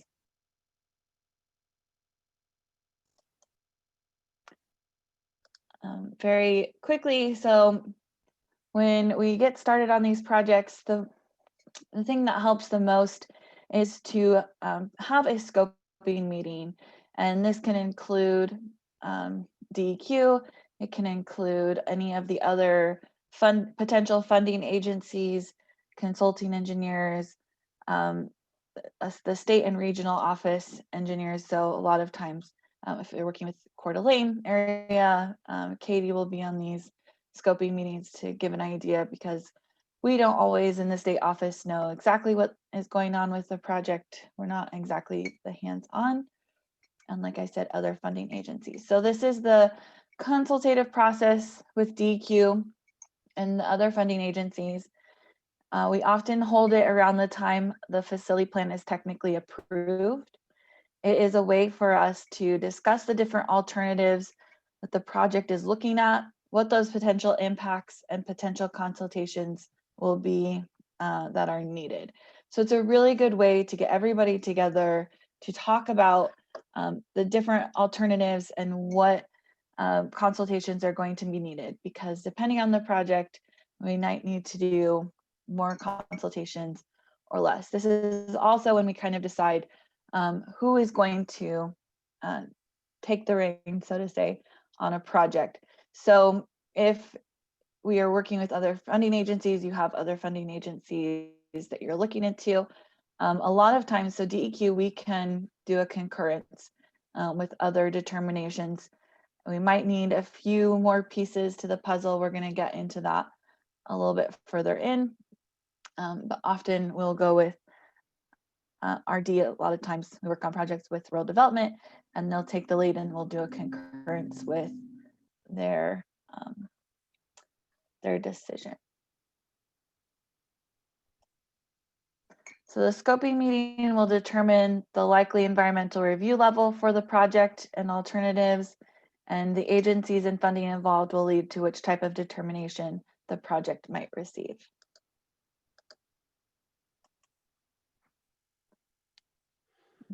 So RD's levels of environmental reviews include a categorical exclusion, which is non-construction.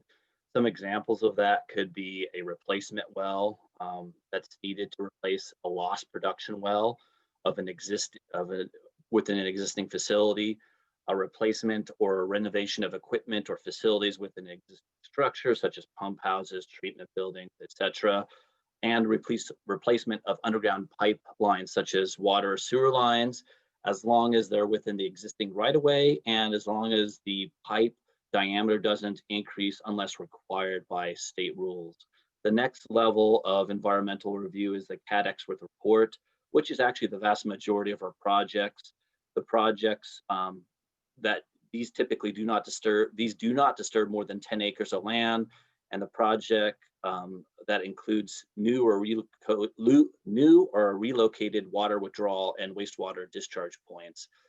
It must not adversely affect an environmental resource such as floodplains, wetlands, historic properties, threatened and endangered species, and extraordinary circumstances. And that's one thing I wanted to cover is basically, if you get into extraordinary circumstances, that'll just throw everything into either an EA or an EIS, and it'll bypass the CADX or CADX with reports. So again, those are adversely affecting the resources in that area. The next one is basically the environmental impact, is the environmental assessment with a potential FONSI. And so that one really, it's not as common, doesn't really happen very often, thankfully. And so that one we usually don't get into, but it does involve projects that do not fall under one of the categorically excluded projects. Examples of that would include a new well, not a replacement well, and projects that disturb 10 or more acres of land, or projects that result in a change of the floodplain characteristics or adversely affect historical properties. And lastly, an EIS or environmental impact. statement. Projects that do disturb more than 640 acres or have an adverse effect on endangered species or other resources. These are almost never done or really don't get seen very much in RD, and only done if RD is providing funding for a much larger project than the typical or other agencies are usually involved. That really does not happen very often.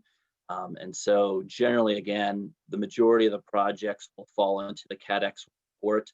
And so our next slide that we have basically goes into what we see for a CADX report, such as project description and location, land ownership and land use, historic preservation, threatened and endangered species and biological resources, wetlands, floodplains, important farmland, and environmental risk management. So all these are part of that. And we do have a guide on our website that goes through a CADX report and walks you through those steps. So I encourage you to look at that and go through that when putting your CADX report together.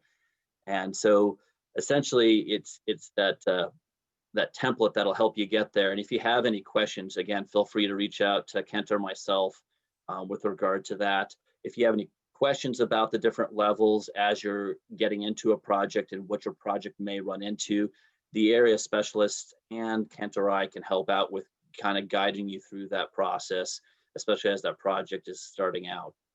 So the next slide that LaDon will talk about is basically their environmental levels. Thanks, Kevin. So DEQ environmental review levels are very similar. There might be a little bit of different name changes, but we've got the categorical exclusion, CADX, a CADX with documentation, similar to the RD CADX with report, where we'll ask for specific types of consultations that may be needed for a little bit more explanation. Finding of no significant impact, or a FONSI, as we like to call it, level, and then adopt a determination made by another agency. So we'll make a concurrence. Like I said, we often do this with rural development. It seems like lately we've got a lot of projects that are with them.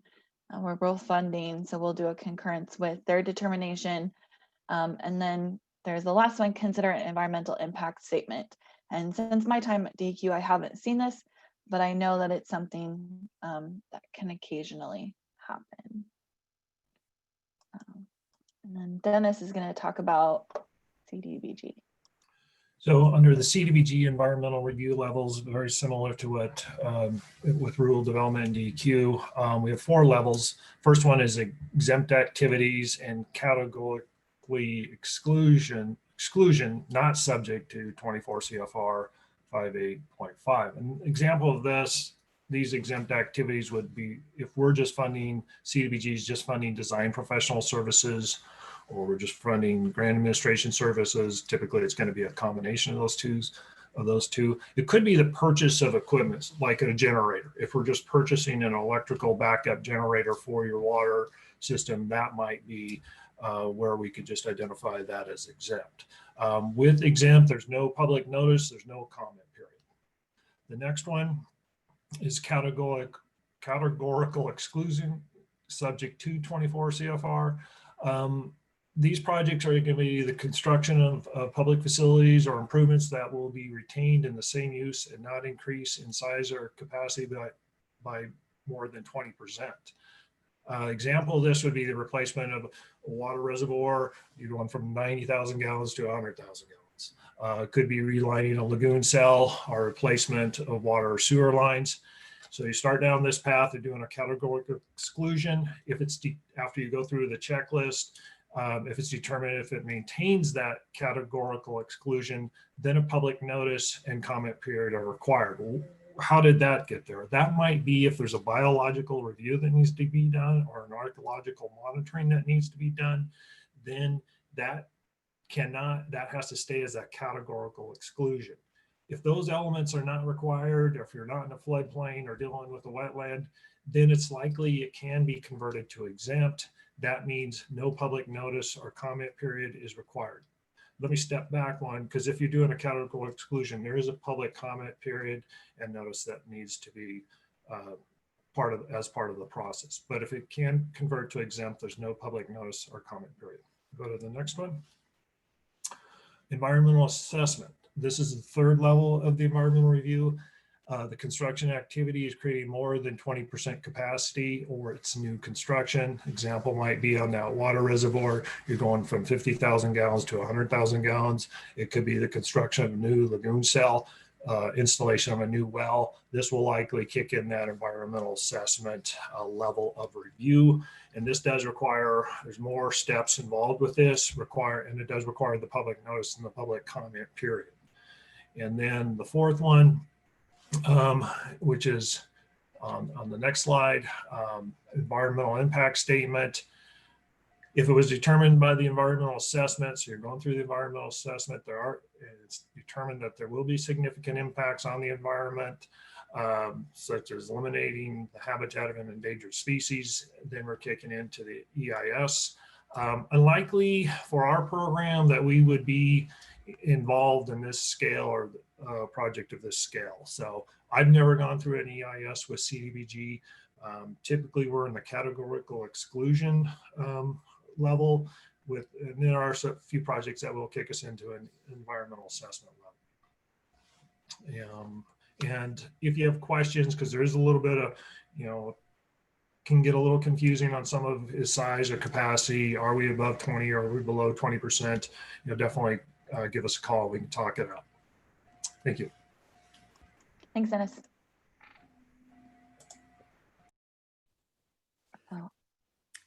Yes, hello, my name's Annalie Coulter, and I'm an environmental resource specialist with the Corps of Engineers in the Walla Walla District.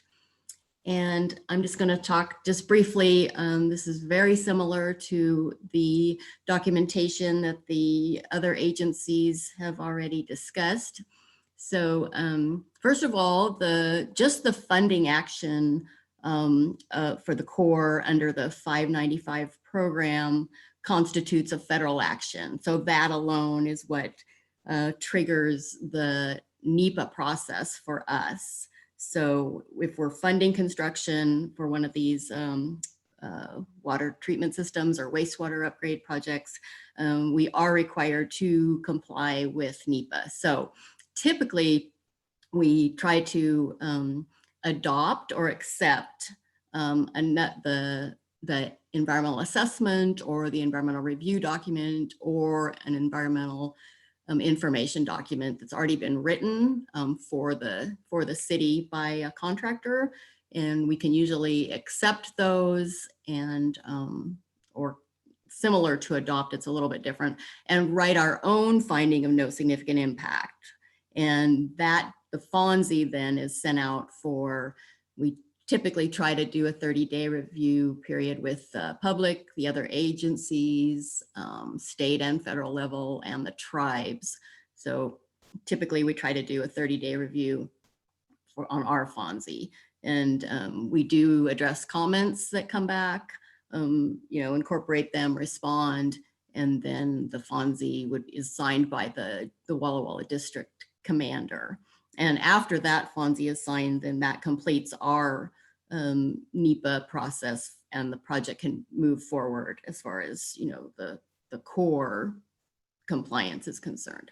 So the bullet there, the Corps doesn't have a categorical exclusion for these actions.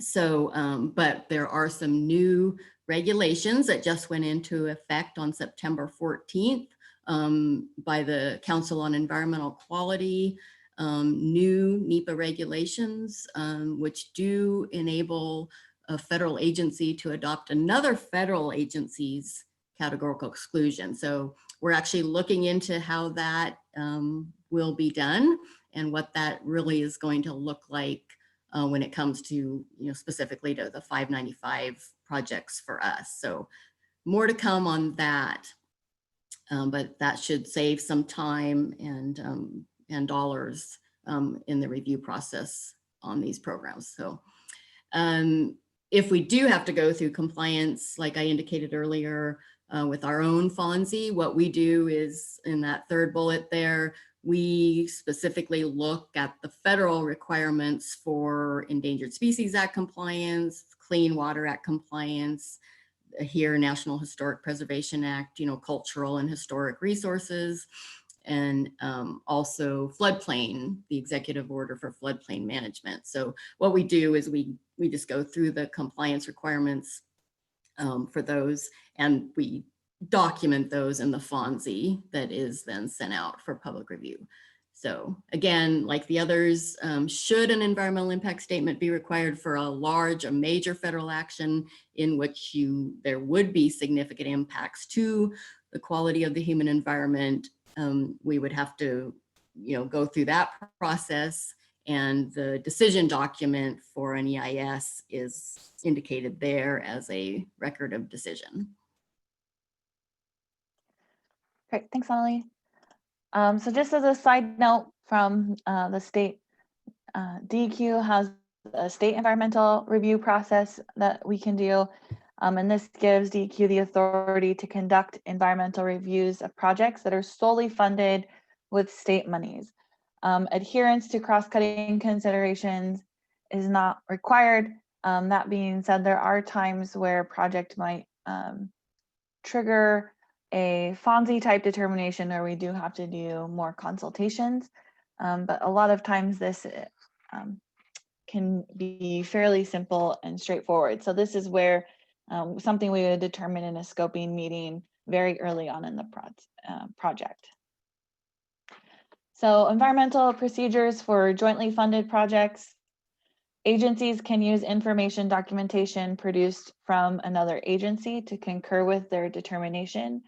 We touched a little bit on that when we each went through our different environmental reviews that we have. They may need to be supplemented as we all have a few little differences to what we require, and may need to perform our own publications and determinations. This can save money and eliminate multiple agency public comment periods.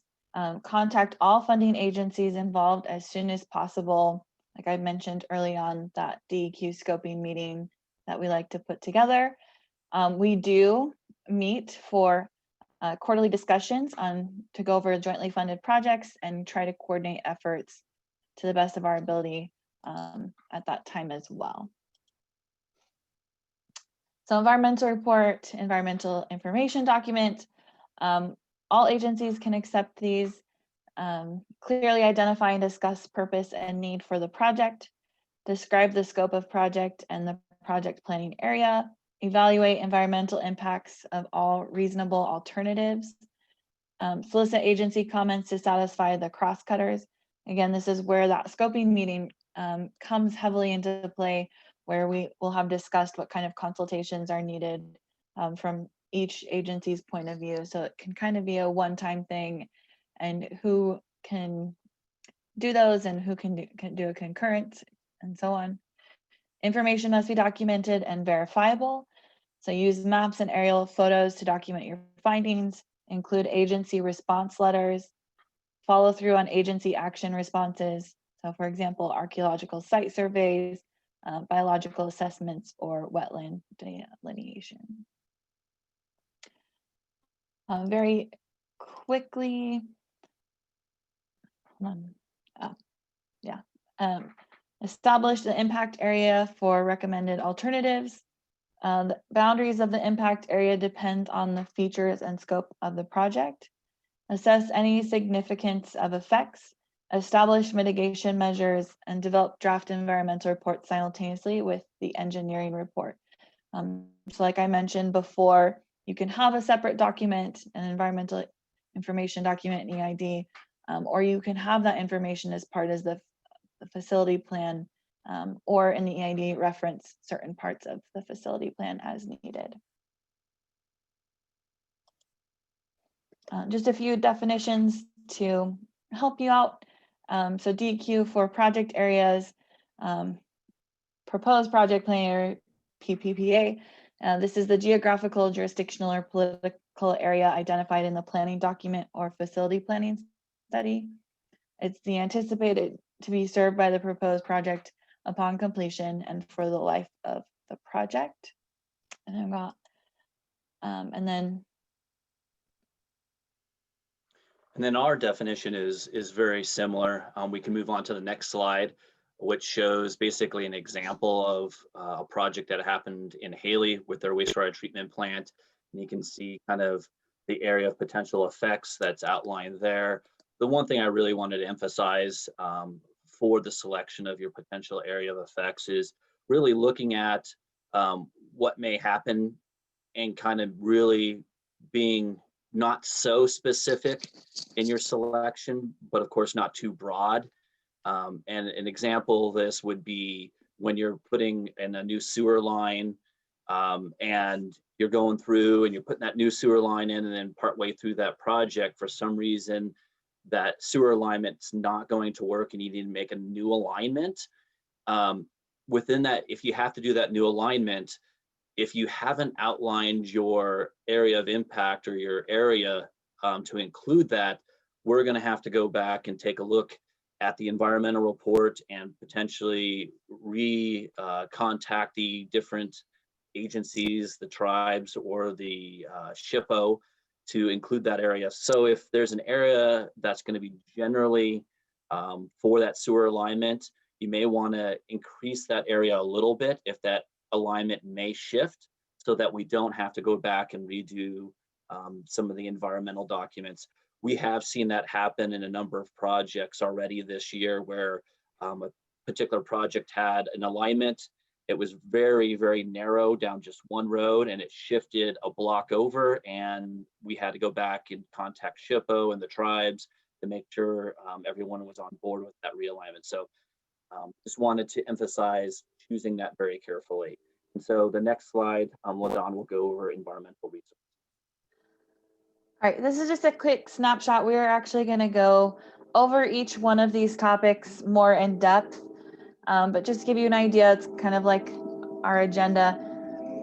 So we've got formally classified lands, environmental risk management, important farmland, floodplains, wetlands, wild and scenic rivers, and cultural resources, which includes historic properties, archaeological sites, and ground disturbance. We are also going to kind of just go over biological resources, water quality, socioeconomic environmental justice, air quality, noise abatement, explosives, inflammable operations, toxic chemicals, radioactive material, and airport clear zones and accidental potential zones. So if you want to save these slides or anything like that for future reference, just to give you an idea of what kind of consultations or things that we look for environmental reviews, this is a good place to come back to. And like I said, we're going to get into each one of those in a little bit more depth.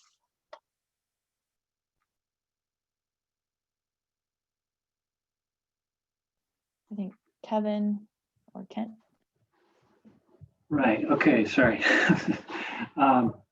Yeah, we'll just quickly go through these as quick as we can. Formally classified lands, that's generally, for most of our projects that are CADX with report, this would fall under land use. So these mostly, I'd say they don't come into play very often. There are not a whole lot of formally classified lands, but come into play. But basically, the environmental report just has to document that those are not present.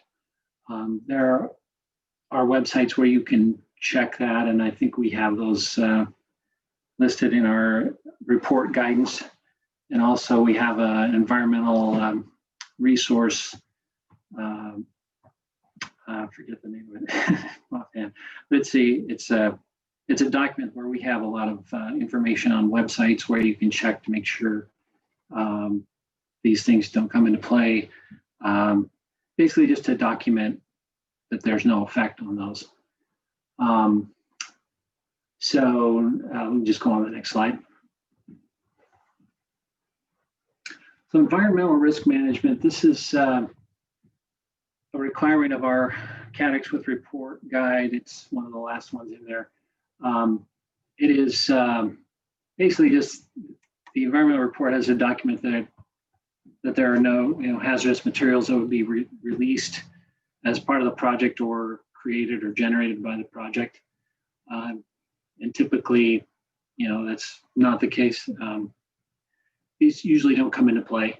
The second and third and fourth bullet items on this slide really mostly pertain to our CF projects. We probably could have gotten rid of these because most of our projects are funded by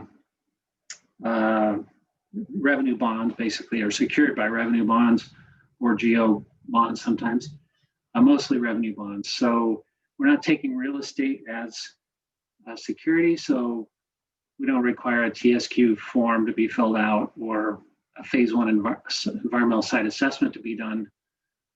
Those would typically not come into play unless we're doing some type of a CF project where we're taking property as security.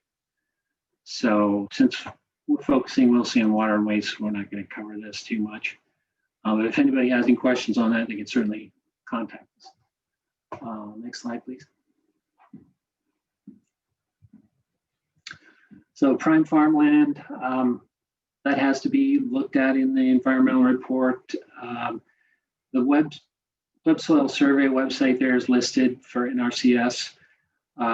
That is typically what we want in the report, at least included in the appendix to demonstrate what type of land is involved. If there is prime farmland, if it shows up in that NRCS report, or basically it's a map that'll show what area of lands. We would look into it a little further, and if we get to that point, if there is prime farmland involved, we would then contact NRCS to find out if one of their exemptions comes into play.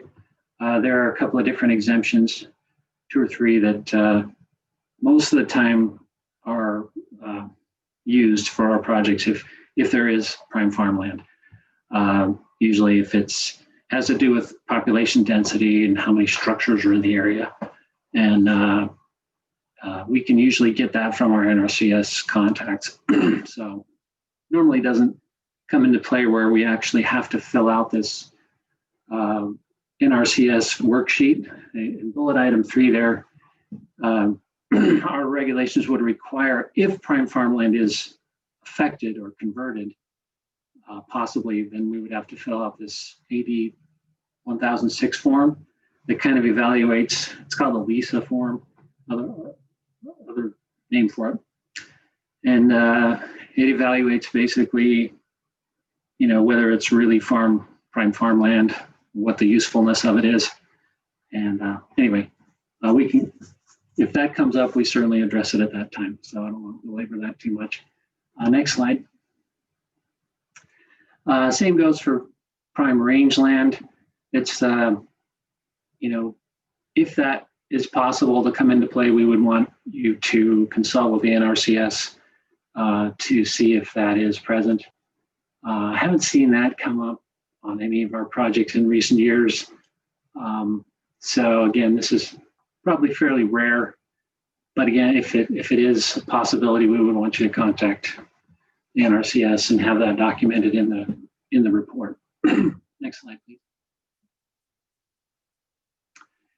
And same kind of thing for prime forest land or timberland. This also doesn't come up very often at all. If you have a project that's going to be clear cutting some forest, then yeah, definitely we would want you to consult with NRCS. If it looks like there might be some kind of effect on prime forest land, it simply would just be contacting NRCS to find out. So again, usually we're dealing with treatment projects where it's not in a forested area. So go ahead and go to the next slide. Now floodplains, those come into play a little more often. We would want in our report a FEMA firm map if one is available.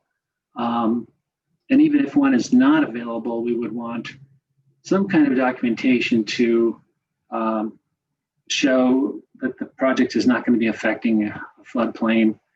I know that's kind of a tall order sometimes, but you can sometimes look at the elevations of the area and pretty much determine that it's not in a floodplain if there is no flood map available. But most of our communities seem to have these flood maps, or they're mapped by FEMA. And if there is a project that would have some conversion of floodplain, we could still do that as a Cat X. It's kind of up to our discretion. We would just have to publish a preliminary floodplain notice. We've had a few projects where that's been the case. For example, maybe a small, a building that's next to a lagoon site or whatever happens to be in the floodplain, and maybe we'll convert a small area of land. We can do a publication on that in association with, or in combination with a Cat X. It doesn't necessarily have to be jumped up or elevated to an EA. An EA is a little more complicated report, or a little more complex environmental report. We would try to avoid that if possible. So then if floodplain is converted, we do the preliminary notice and then a final notice at the end. So, okay. Yeah, and we like block grant, and I think a lot of agencies have to do an 8-step process. And that's done internally on our end. If there is some floodplain affected or possibly converted, we would go through this 8-step process to determine that there are no other viable alternatives. And anyway, a couple of these, I guess if DEQ is involved, they want you to contact the statewide floodplain coordinator. And I've listed a few websites there that have some, I updated these because I was looking through the slide presentation yesterday, and these websites have been updated. So the FEMA website, I believe, is correct there for generating FEMA maps. And then the IDWR flood mapping tool, that was the website, kind of a long website there. But if you click on that, or if you can copy that, you should be able to get to that mapping website that also shows floodplains. So go to the next slide then. Again, as I kind of mentioned, we do this 8-step process to determine if there is no alternative for locating something. Well, this is actually for wetlands, sorry. We're talking about wetlands here. And technically does require this 8-step process also. However, I would caveat that with the last bullet point item there is that due to the CON Act, and I can't remember what that stands for, that acronym. Yeah, I don't remember exactly, but it's the act that basically does not allow us to use RD funding to permanently convert wetlands. However, I would say we've been given clarification from our national office that if we have funding from another agency involved in a project and it can be demonstrated that that funding is used to fill a wetland, convert a wetland, we could possibly be involved in the project. So as long as our funds don't directly go toward that. So, and in such case, you'd have to have the proper permits, 404 permits. Many of our projects do have pipelines that go through wetlands, but those are covered by nationwide permit number 12 for the Corps of Engineers. So as long, and there are some stipulations to that that can't exceed, I think, a ½ acre. Actually, yeah, it's on this next, probably on one of these following slides here. So anyway, I don't know if Karen, do you want to talk more about this at all, since it kind of does deal with the Corps, or Emily?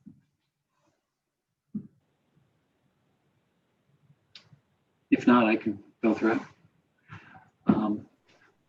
Well, so this is Annalie. I wasn't particularly prepared to speak to this Oh. slide, but because let me just say that, you know, there's the regulatory division and then there's the civil works division, you know, within the Corps. And Karen and I are both, you know, civil works employees. Right. Okay. Yeah. So we don't work in the regulatory program. I mean, I can speak a little bit to it. You know, that the regulatory, they're the office that issues, Right. like you spoke of, whether it's the proposed action you know, will fit within the parameters of one of the nationwide permits. That's Right. where we go first. Yeah, If not, get an individual 404 or Department of the Army permit. Right. Okay. Yeah, that's a good point. And the slide currently shown there basically outlines some of the particular parameters of the nationwide permit 12.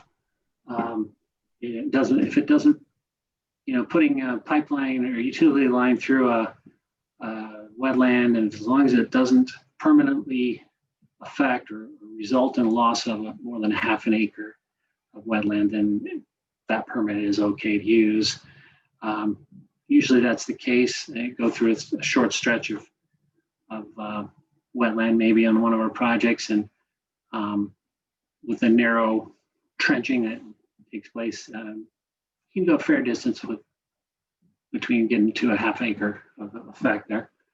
And so anyway, I guess if it doesn't exceed 500 feet, then also is another one of the parameters. It's not valid if it runs parallel to a stream bed, so that's something to keep in mind there. And there's a bullet point about Rivers and Harbors Act, Section 10 permit is required if it's navigable waters. Okay, well, anyway, that might only happen near Lewiston, I guess. Anyway, so, and then of course with those permits, the disturbed area must be returned to its previous condition or contours, and that's typically the case. So we've used the nationwide permit fairly often on some of our projects. Next slide, please.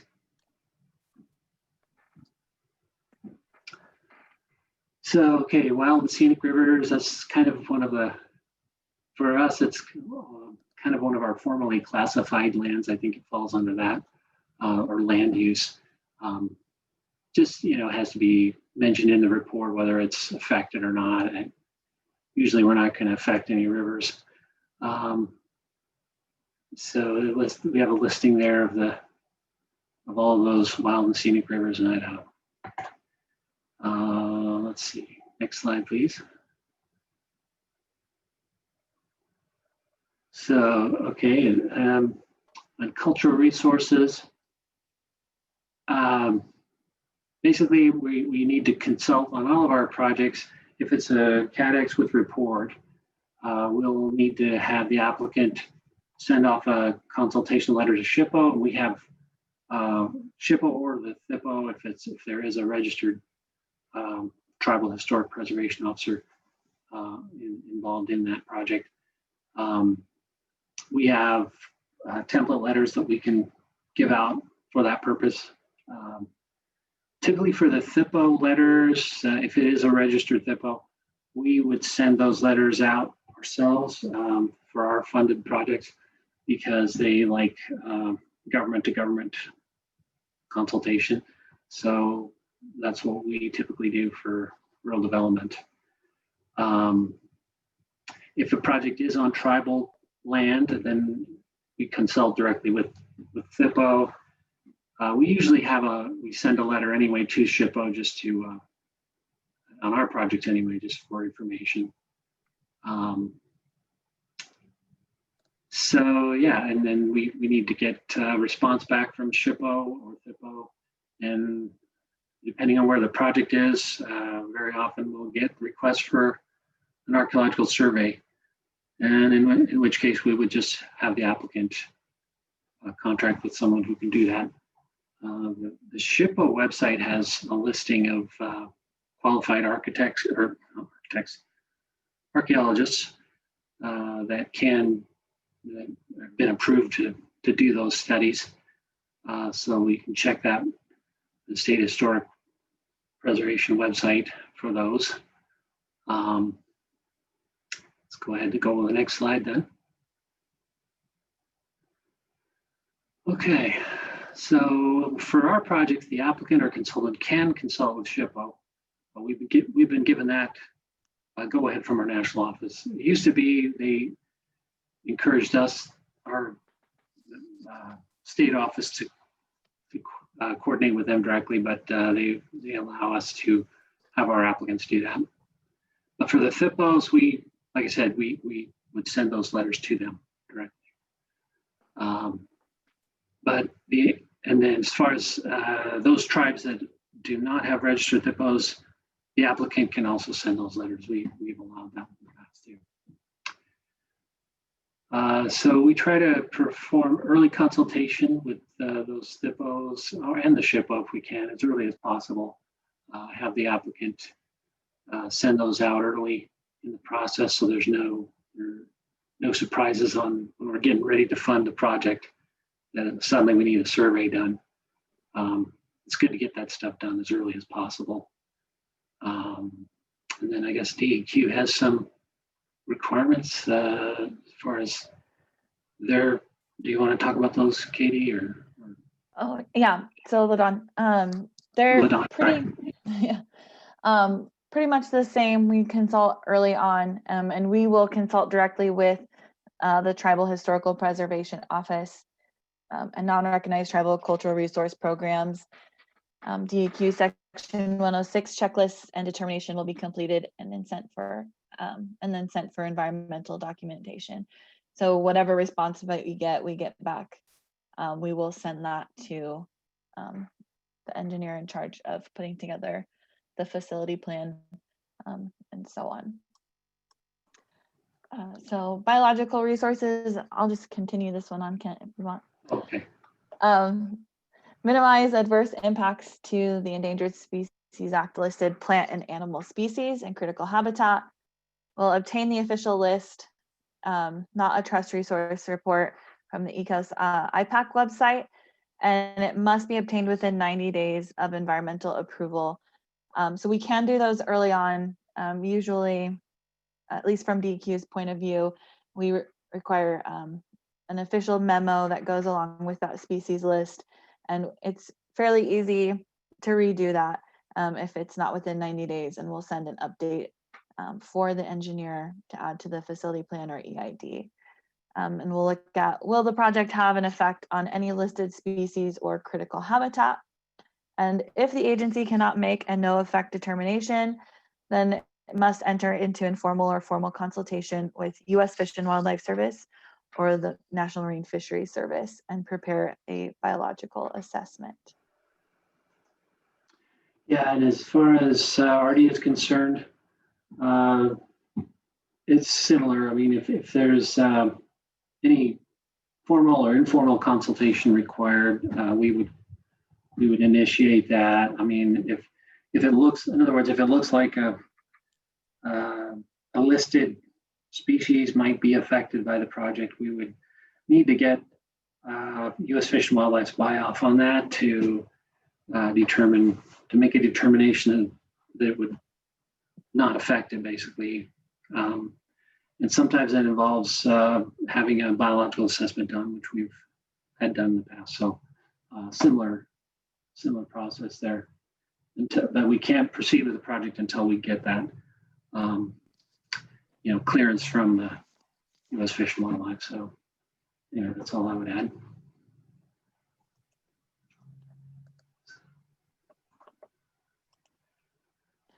Thanks, Kent. So essential fish habitat kind of goes along with the Endangered Species Act information. So it requires National Marine Fisheries Service to work with other federal agencies to conserve and enhance essential fish habitat. In Idaho, the concern is for Chinook and coho salmon. And if the project may adversely impact the essential fish habitat, then that consultation must occur. And they will provide the EFH conservation recommendations for any action that would adversely affect the habitat. And the agency undertaking the action should make the effect determination on the EFH. So there's the resource there. And I have not seen this happen since my time at DEQ, which is not very long, but it is available, and it's something that might have to happen depending on where the project takes place in Idaho.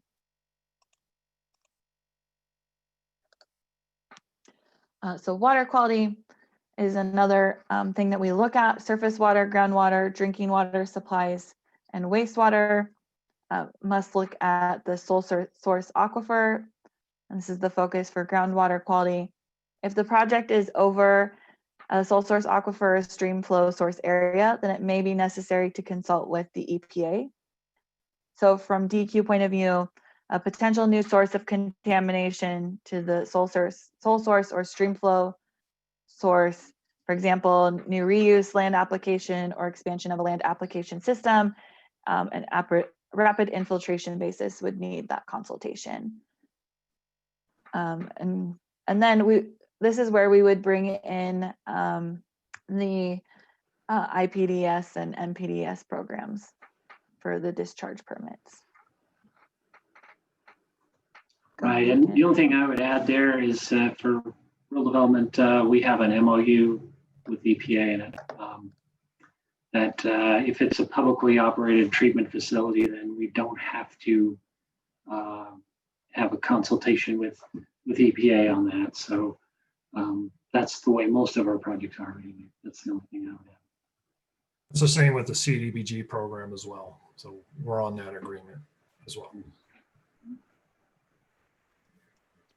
Thanks. And then just another way to look at it from the DEQ perspective and the water quality objectives as a whole. And again, this is where we would bring in some consultations as needed.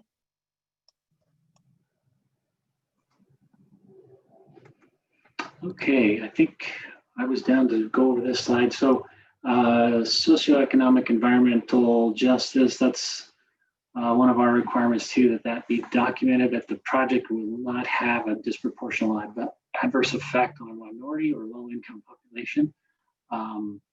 Basically, what we want there is maybe there's a mapping program, called EJ Screen, EPA. It's an EPA, part of the EPA website that you can put in the city map area and basically print out color-coded maps that show minority populations or low-income populations, and just to make sure to document that our project would not, for example, be building, say, a wastewater evaporation lagoon next to a lower income part of the city, could disproportionately affect them. So, so that's pretty straightforward. Just needs to be covered in the report. So go ahead and go to the next slide. So same thing with the air quality, transportation, noise, and odor. Just need to note, will the project have any adverse effect or beneficial effects on air quality, noise, transportation, or generation of odor? And just make sure that that is documented, and then document the determination of effect in the environmental report.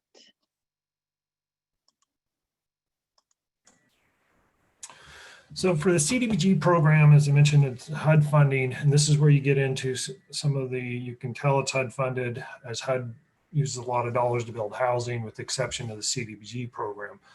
Regardless, we're still pulled into their environmental review, which talks about noise abatement, explosive and flammable operations, toxic chemicals, materials, airport clear zones. These are most likely going to be, they typically won't come up in a water and sewer project. If you're building a water tank, you're not worried about the noise that's coming, from freeways or railroads. You might be if you're doing a housing project. Same with explosive or flammable operations, same with soils, and the same with clear zones. You might have a lagoon cell possibly in an airport clear zone, but you don't want to build housing or new housing in an airport clear zone. So those are mostly related to housing projects, but they still are in the process, the checklist that we have to go through. So they need to be looked at, checked off. But if you're doing water, sewer, it's almost likely they're not going to have an impact. Other requirements on the checklist, on the CDBG checklist talks about flood disaster protection, making sure if you are constructing new construction in a floodplain that the community is in the National Flood Insurance Program. And then this airport clear zone and accidental zone is to make sure that if you do build in a clear zone, that it's not the future plans of the airport to acquire that property. So these, like I said, are typically more related to housing, but there are still components that need to be looked at, and for water and sewer most likely aren't going to have an impact or an effect. Ladon?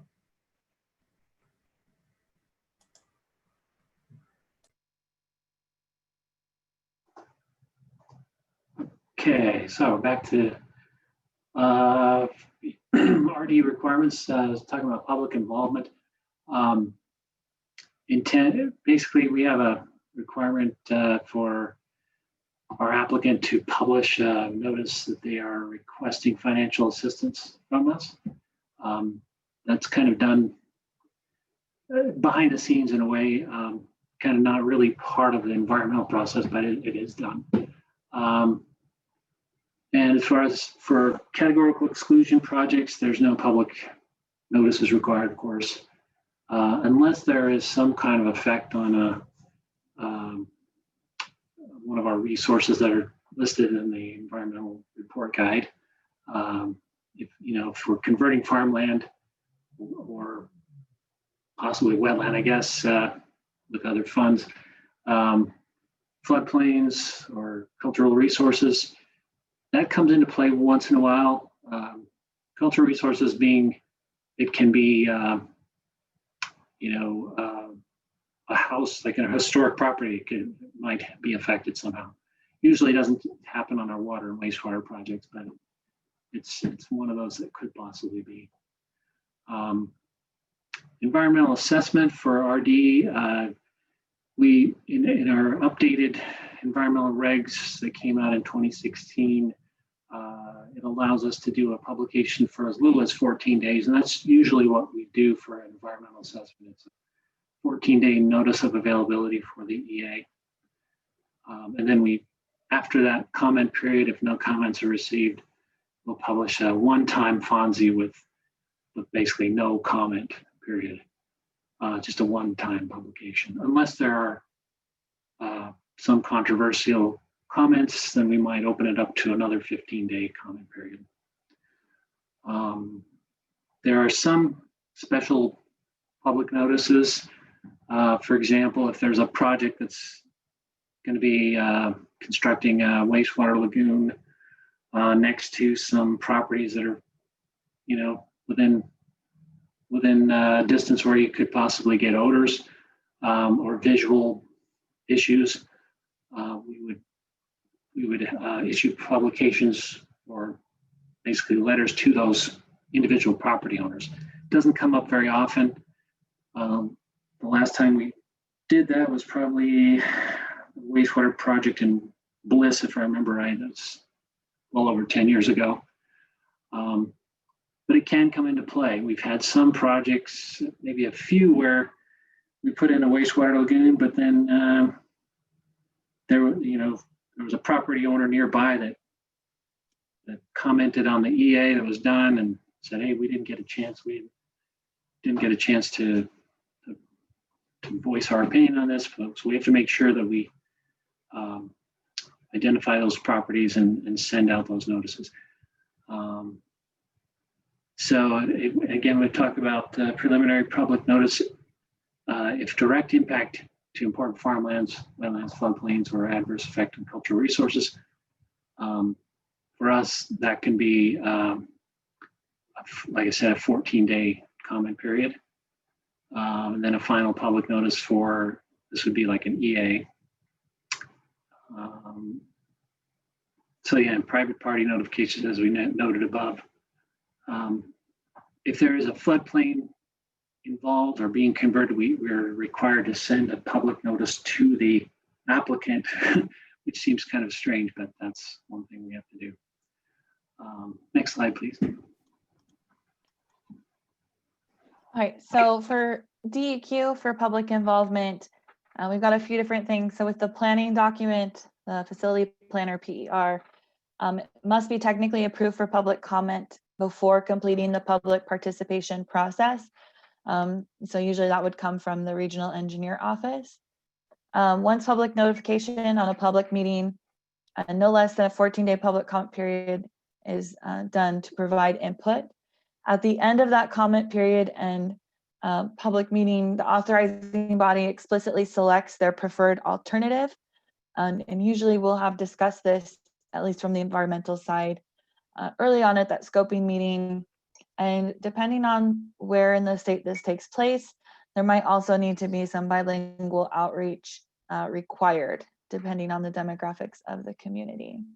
And then for environmental determination notices, for CADX, categorical exclusion, once that's issued, it's published one time announcing the outcome of the environmental process, and there is no comment period for that.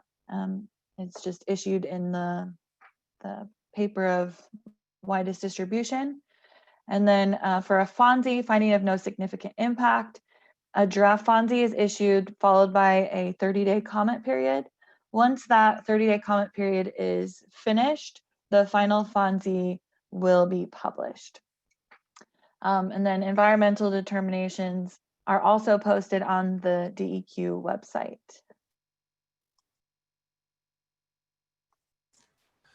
Public involvement for the CDBG program. Once again, if it's exempt or CADX not subject to, then there's no publishing or posting requirements. If it is determined in the review that it is a CADX subject to 24 CFR, if it can convert to exempt, meaning there are no environmental mitigation measures, once again, there's no publishing or posting requirements. But if it cannot convert because you might have to do a biological assessment or an 8-step because you're in a floodplain, then there are publishing requirements. Now you can either publish or post. Publish saves you a few days. You can do it in about a 24-day comment period. If you post it, it probably adds, I want to say about 28 days, 29 days. The other thing we're going to be looking to, and we'll be pushing this out more, is as LaDon mentioned, is posting on their website, the city's or county's website. And then if it's an environmental assessment, once again, you're over that 20% or it's new construction, you will need to publish or post, and there is a minimum of 30-day comment period for that. Annalie?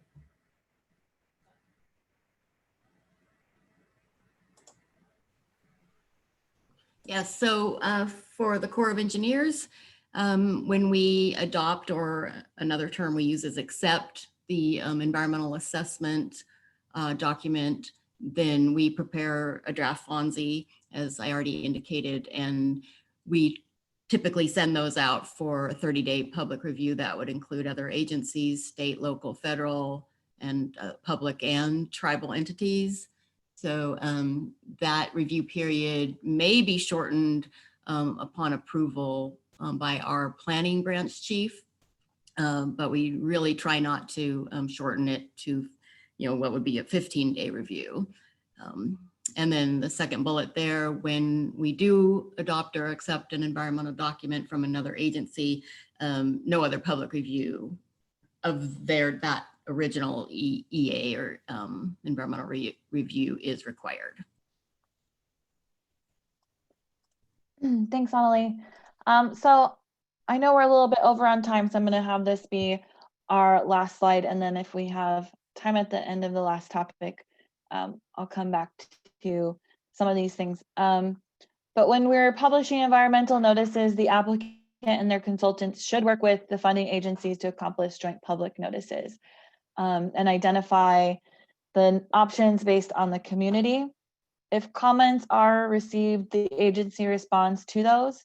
So the funding agencies will review the response before it's sent to the commenters to ensure a FONSI is still appropriate. And if it's still deemed controversial, the FONSI comment period may be extended. And again, depending on demographics, the notice should be in Spanish or other applicable language. And typically what we'll do is we'll look at the demographics of the area for that and then let you know whether or not bilingual notices are required. And I believe for DEQ, if the population is over 10% of a different language or speaking a different language, then we require bilingual notices. So like I said, I'm going to skip over the next few. There is a comparison chart that you can go back through.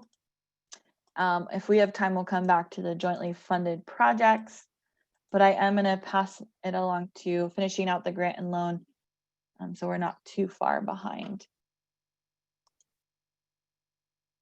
And our final speakers for that, and I believe Noel's up first.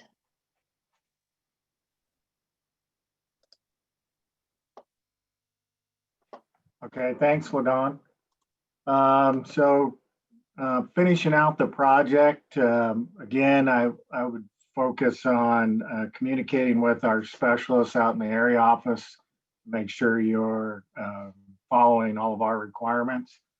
But basically, we're going to be closing the loan at some point near the end of the project. They'll be working with you on that.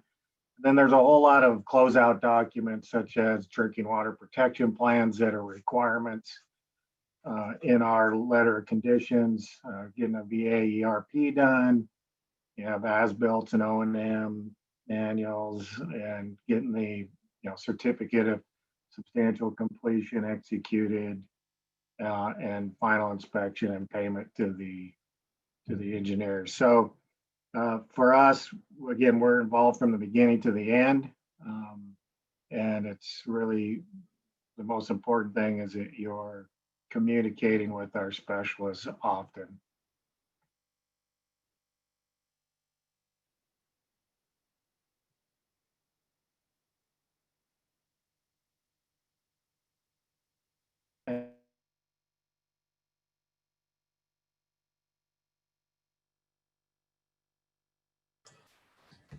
For CDBG, Noel's list kind of hits the same things we're looking for, the as-built, the O&M manuals. We do need that certificate of substantial completion. I do want to say, we get these certificates that only have 2 of the 3 signatures. We need all 3 signatures on that certificate of substantial completion. There's also some civil right documents that would need to be completed at the end of the project, such as the ADA transition plan, the update on that, Section 3 report, and the disadvantaged business enterprise report. Then we do have specific to our program a final progress report, a performance report, and financial report that needs to be submitted in order to close out the project.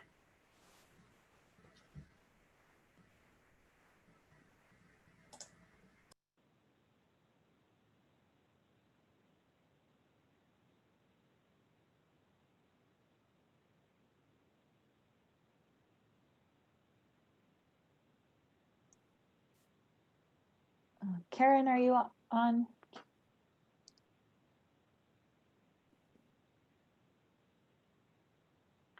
I am. There you are. Remember to mute on one place, but not the other. When we finish a project, or when a project is finished, our portion that we've cost shared, we may come to inspect it. We're not doing much of that right now in these wonderful times, but likely we're just going to ask for some photos before, during, and after construction along the way. We need to have the non-federal sponsor send a letter to us. Again, it can be electronic at this point, but we want it on the official municipality or whoever, the non-federal sponsor's letterhead, that they've completed the portion of the project that was cost shared with the Corps, and that they expect nothing more from the Corps based on that particular agreement. And then the project is physically and fiscally closed by the Corps. It's pretty simple. That's it. Thanks, Karen. And then again, that how to apply information for the Army Corps project that Karen went over a couple of times yesterday. For DEQ, there's nothing that's much different than from the other agencies. Just work with the regional engineers to make sure that everything is closed out and they have everything that they need. We'll make the final disbursement.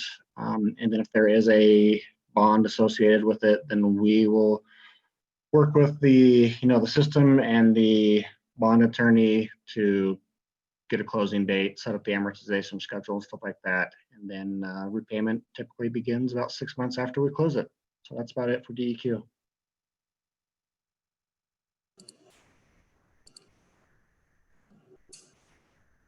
Fairly straightforward for the Water Resource Board loans as well. Yesterday we talked about the 5% holdback that we have on all of our loans.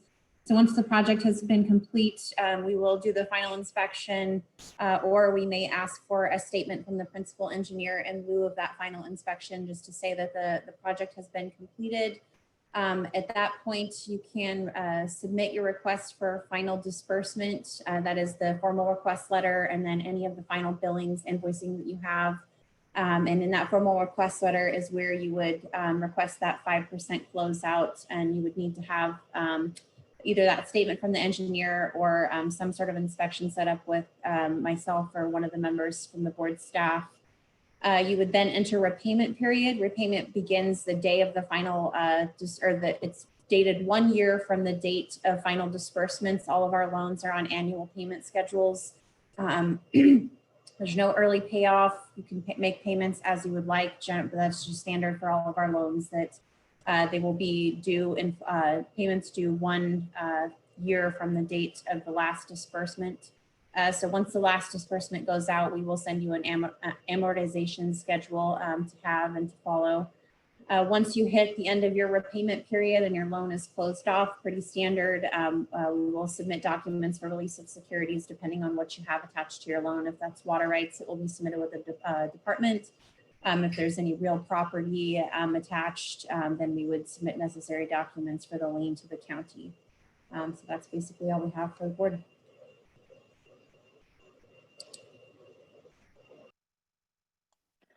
Thanks, Kayla. And then I had your project examples right after this, but we'll come back to those. So if anybody has any questions, please add them to the chat box.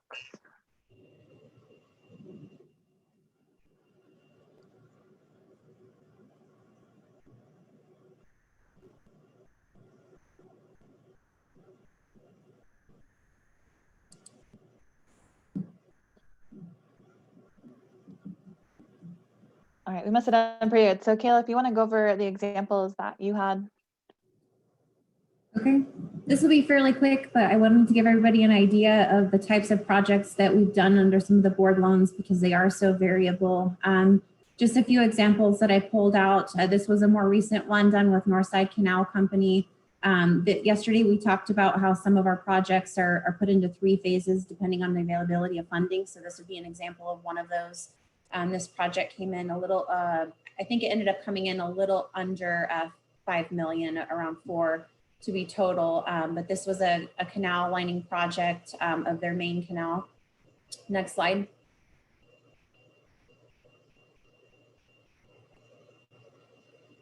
This is another example. This was a smaller project to give some perspective.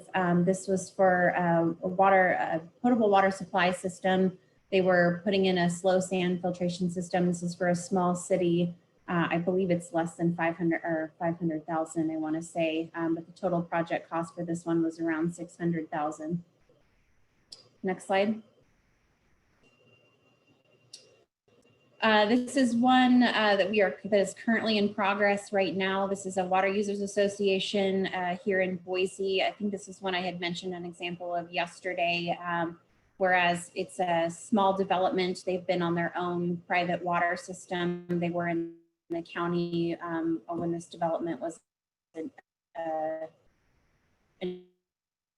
initially built. They ended up having their private wells were deemed tracts for abandonment due to arson. So the board has supplied a loan to them to convert from their private system and hook up to Suez. So they basically used a lot of their same infrastructure to hook up the main line to Suez. It also added a few fire hydrants and some other small improvements. This one is also an example of one that included some contingency funding. So that is something that we can add in for our loans as well. I don't think they'll end up going to the full 236, but just another example of some of the work that has been done under the board's loan program. And that's all I have. Great, thanks, Kayla. And then what we've got next are just a few project examples and case studies of things that we have worked on together, some of the different funding agencies. And if you think of any questions at any time, go ahead and ask them. If you have to get going, go ahead and jump off or stay for the examples as you want. And I think Noel probably knows the most about these.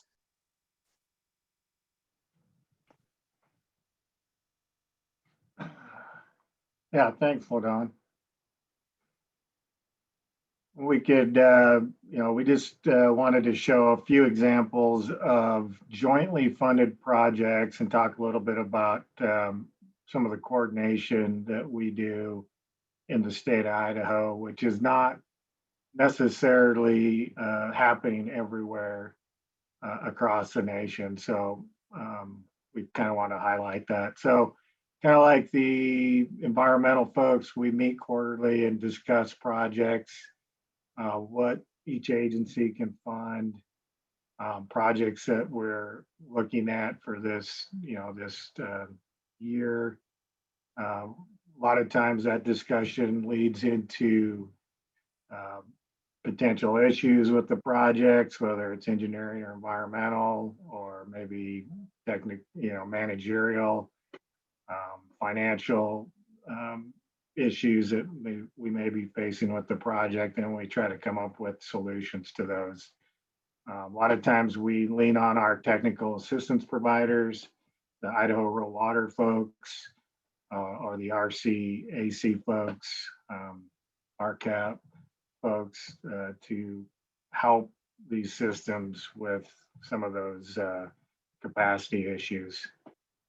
Ultimately, the goal is to get as much money into Idaho as possible. So we're not trying to compete with each other as funding agencies, but we're trying to fund as many projects as we possibly can and help out as many systems as we possibly can. Next slide. So just one example, and I only have two really examples of projects where we've that I'm going to cover today, I guess, but where we've been involved and there's been a significant financial gain for the applicant.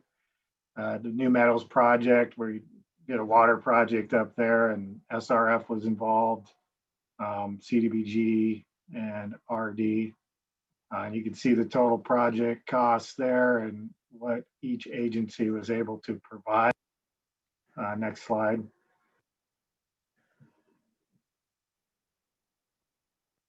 So if you did a calculation, looked at a loan only and accounted for O&M and reserves, their monthly payments per EDU would have been around $88 a month.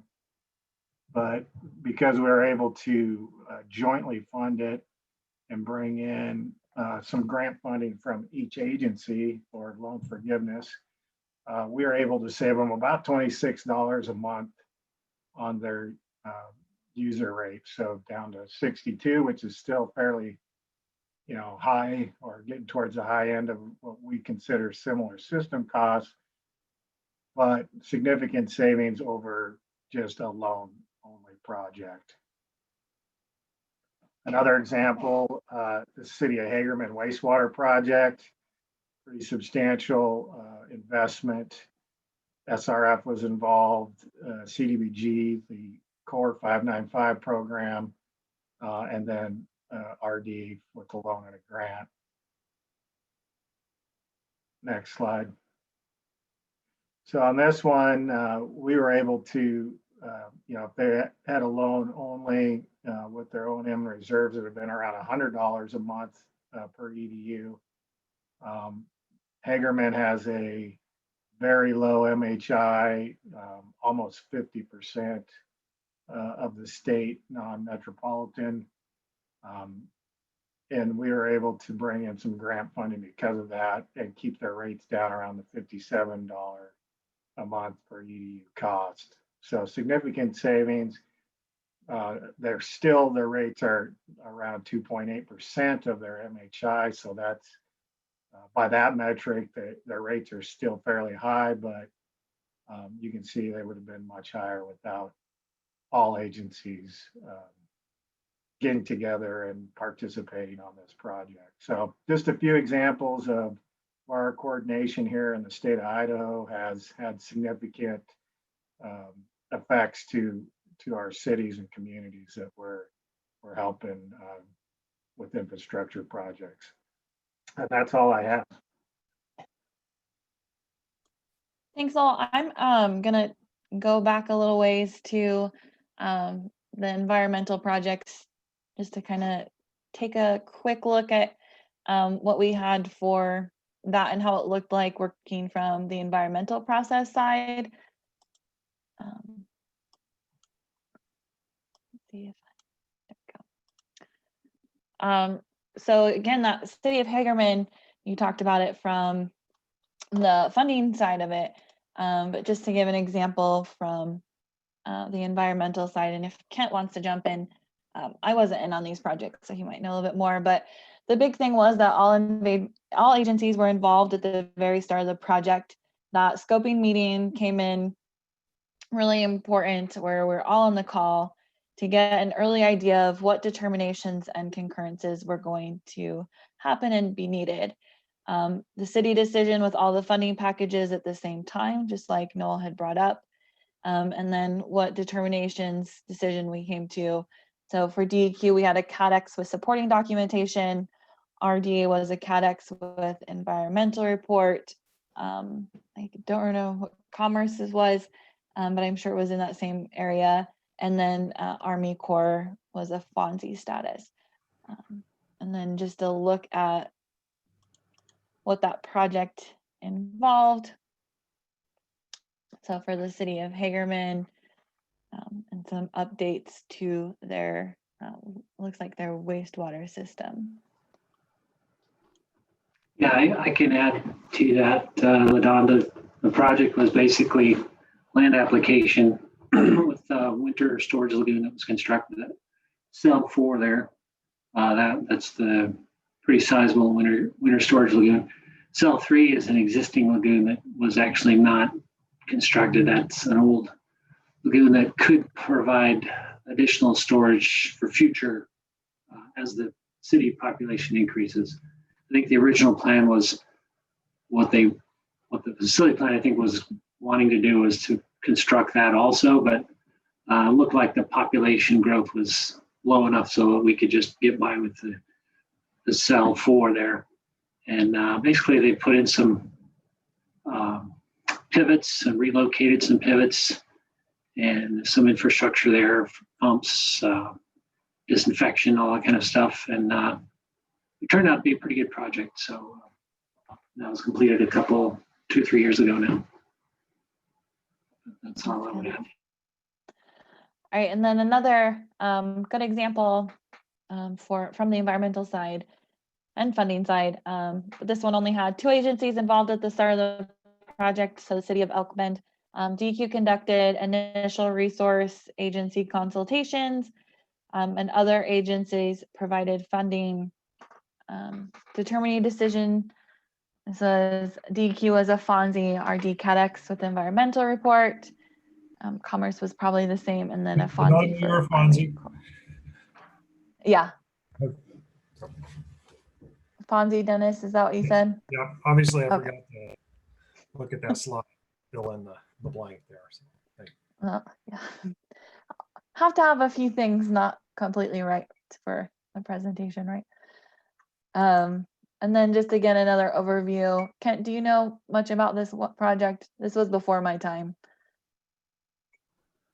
That one, I wasn't really involved in this one very much. Noel reviewed this one back when he was state engineer. So Noel could probably give a little more information on this one if he wants to.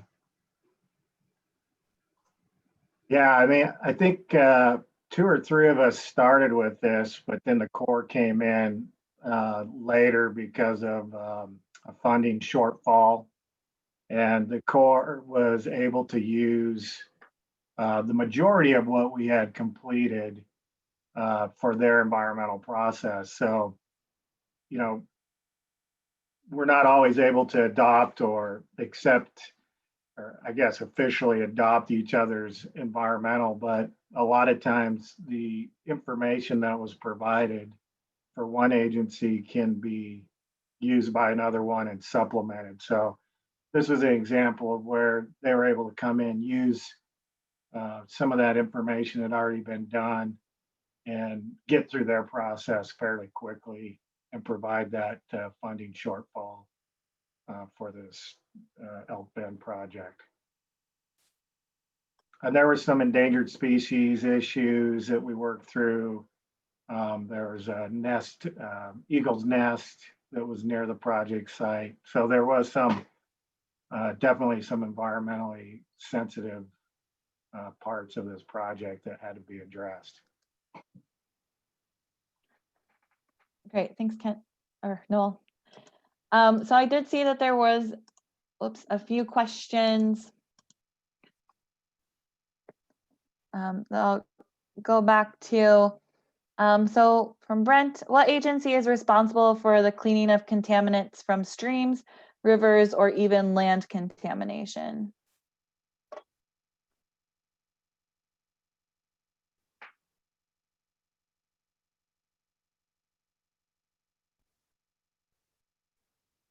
Anybody want to help me out with that one? Hey, LaDon, I'll chime in. I'm not sure if it sounds like this is kind of more of a non-point source question. And I mean, DEQ does have a 319 program that's designed to help with these kind of non-point source contaminations. But I don't really know if there's really an agency that's responsible for cleaning it up. We offer funds to help like conservation districts and such do it, but I'm not sure if I'm answering the question properly. But I'd definitely reach out if you have maybe a more detailed question of what you're looking for. I would add that you know, it really depends on who owns the property around there, where the contamination came from, who's responsible for it. So that, I think there's several answers to that question depending on the details of the contamination and some of the ownership issues, because sometimes it's the private owner of a property could be responsible for it. And, you know, if it's a discharge, say a wastewater discharge, then that comes under the NEPDIS permit. But so there's a lot of what ifs there. Thanks, Noel. So Aaron asks, have you already met this quarter to coordinate funding? I know from the environmental side, we just had a meeting last week to talk about the different projects we had in common, but I'm not sure if the funding side has met yet.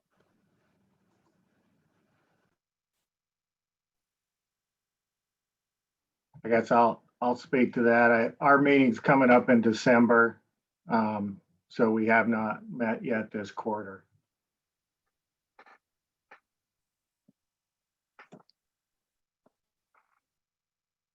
All right, and then just a comment from Michelle. I would echo what Noel mentioned. We are very fortunate in Idaho that our regulatory funding agencies work so well together and are very proactive towards getting projects done. It isn't like that in other states. So thanks, Michelle. And then Mike has one more question.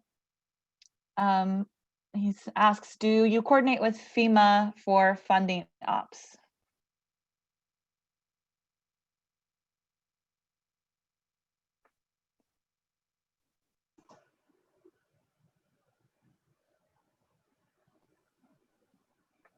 This is Charlie from DEQ, and in my time, we haven't coordinated with FEMA for any kind of funding, but that's just from my tenure here at DEQ.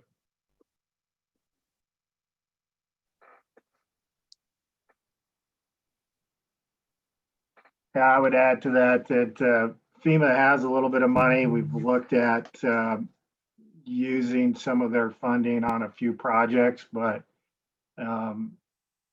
so far I haven't seen funding come through that on a project that we've funded. So FEMA isn't really involved with our funding group just because I don't think they fund a lot of projects that we or are involved with a lot of projects that we're funding. But if there was an opportunity for FEMA to participate on a project, we would gladly roll them into the group and include them in the discussion.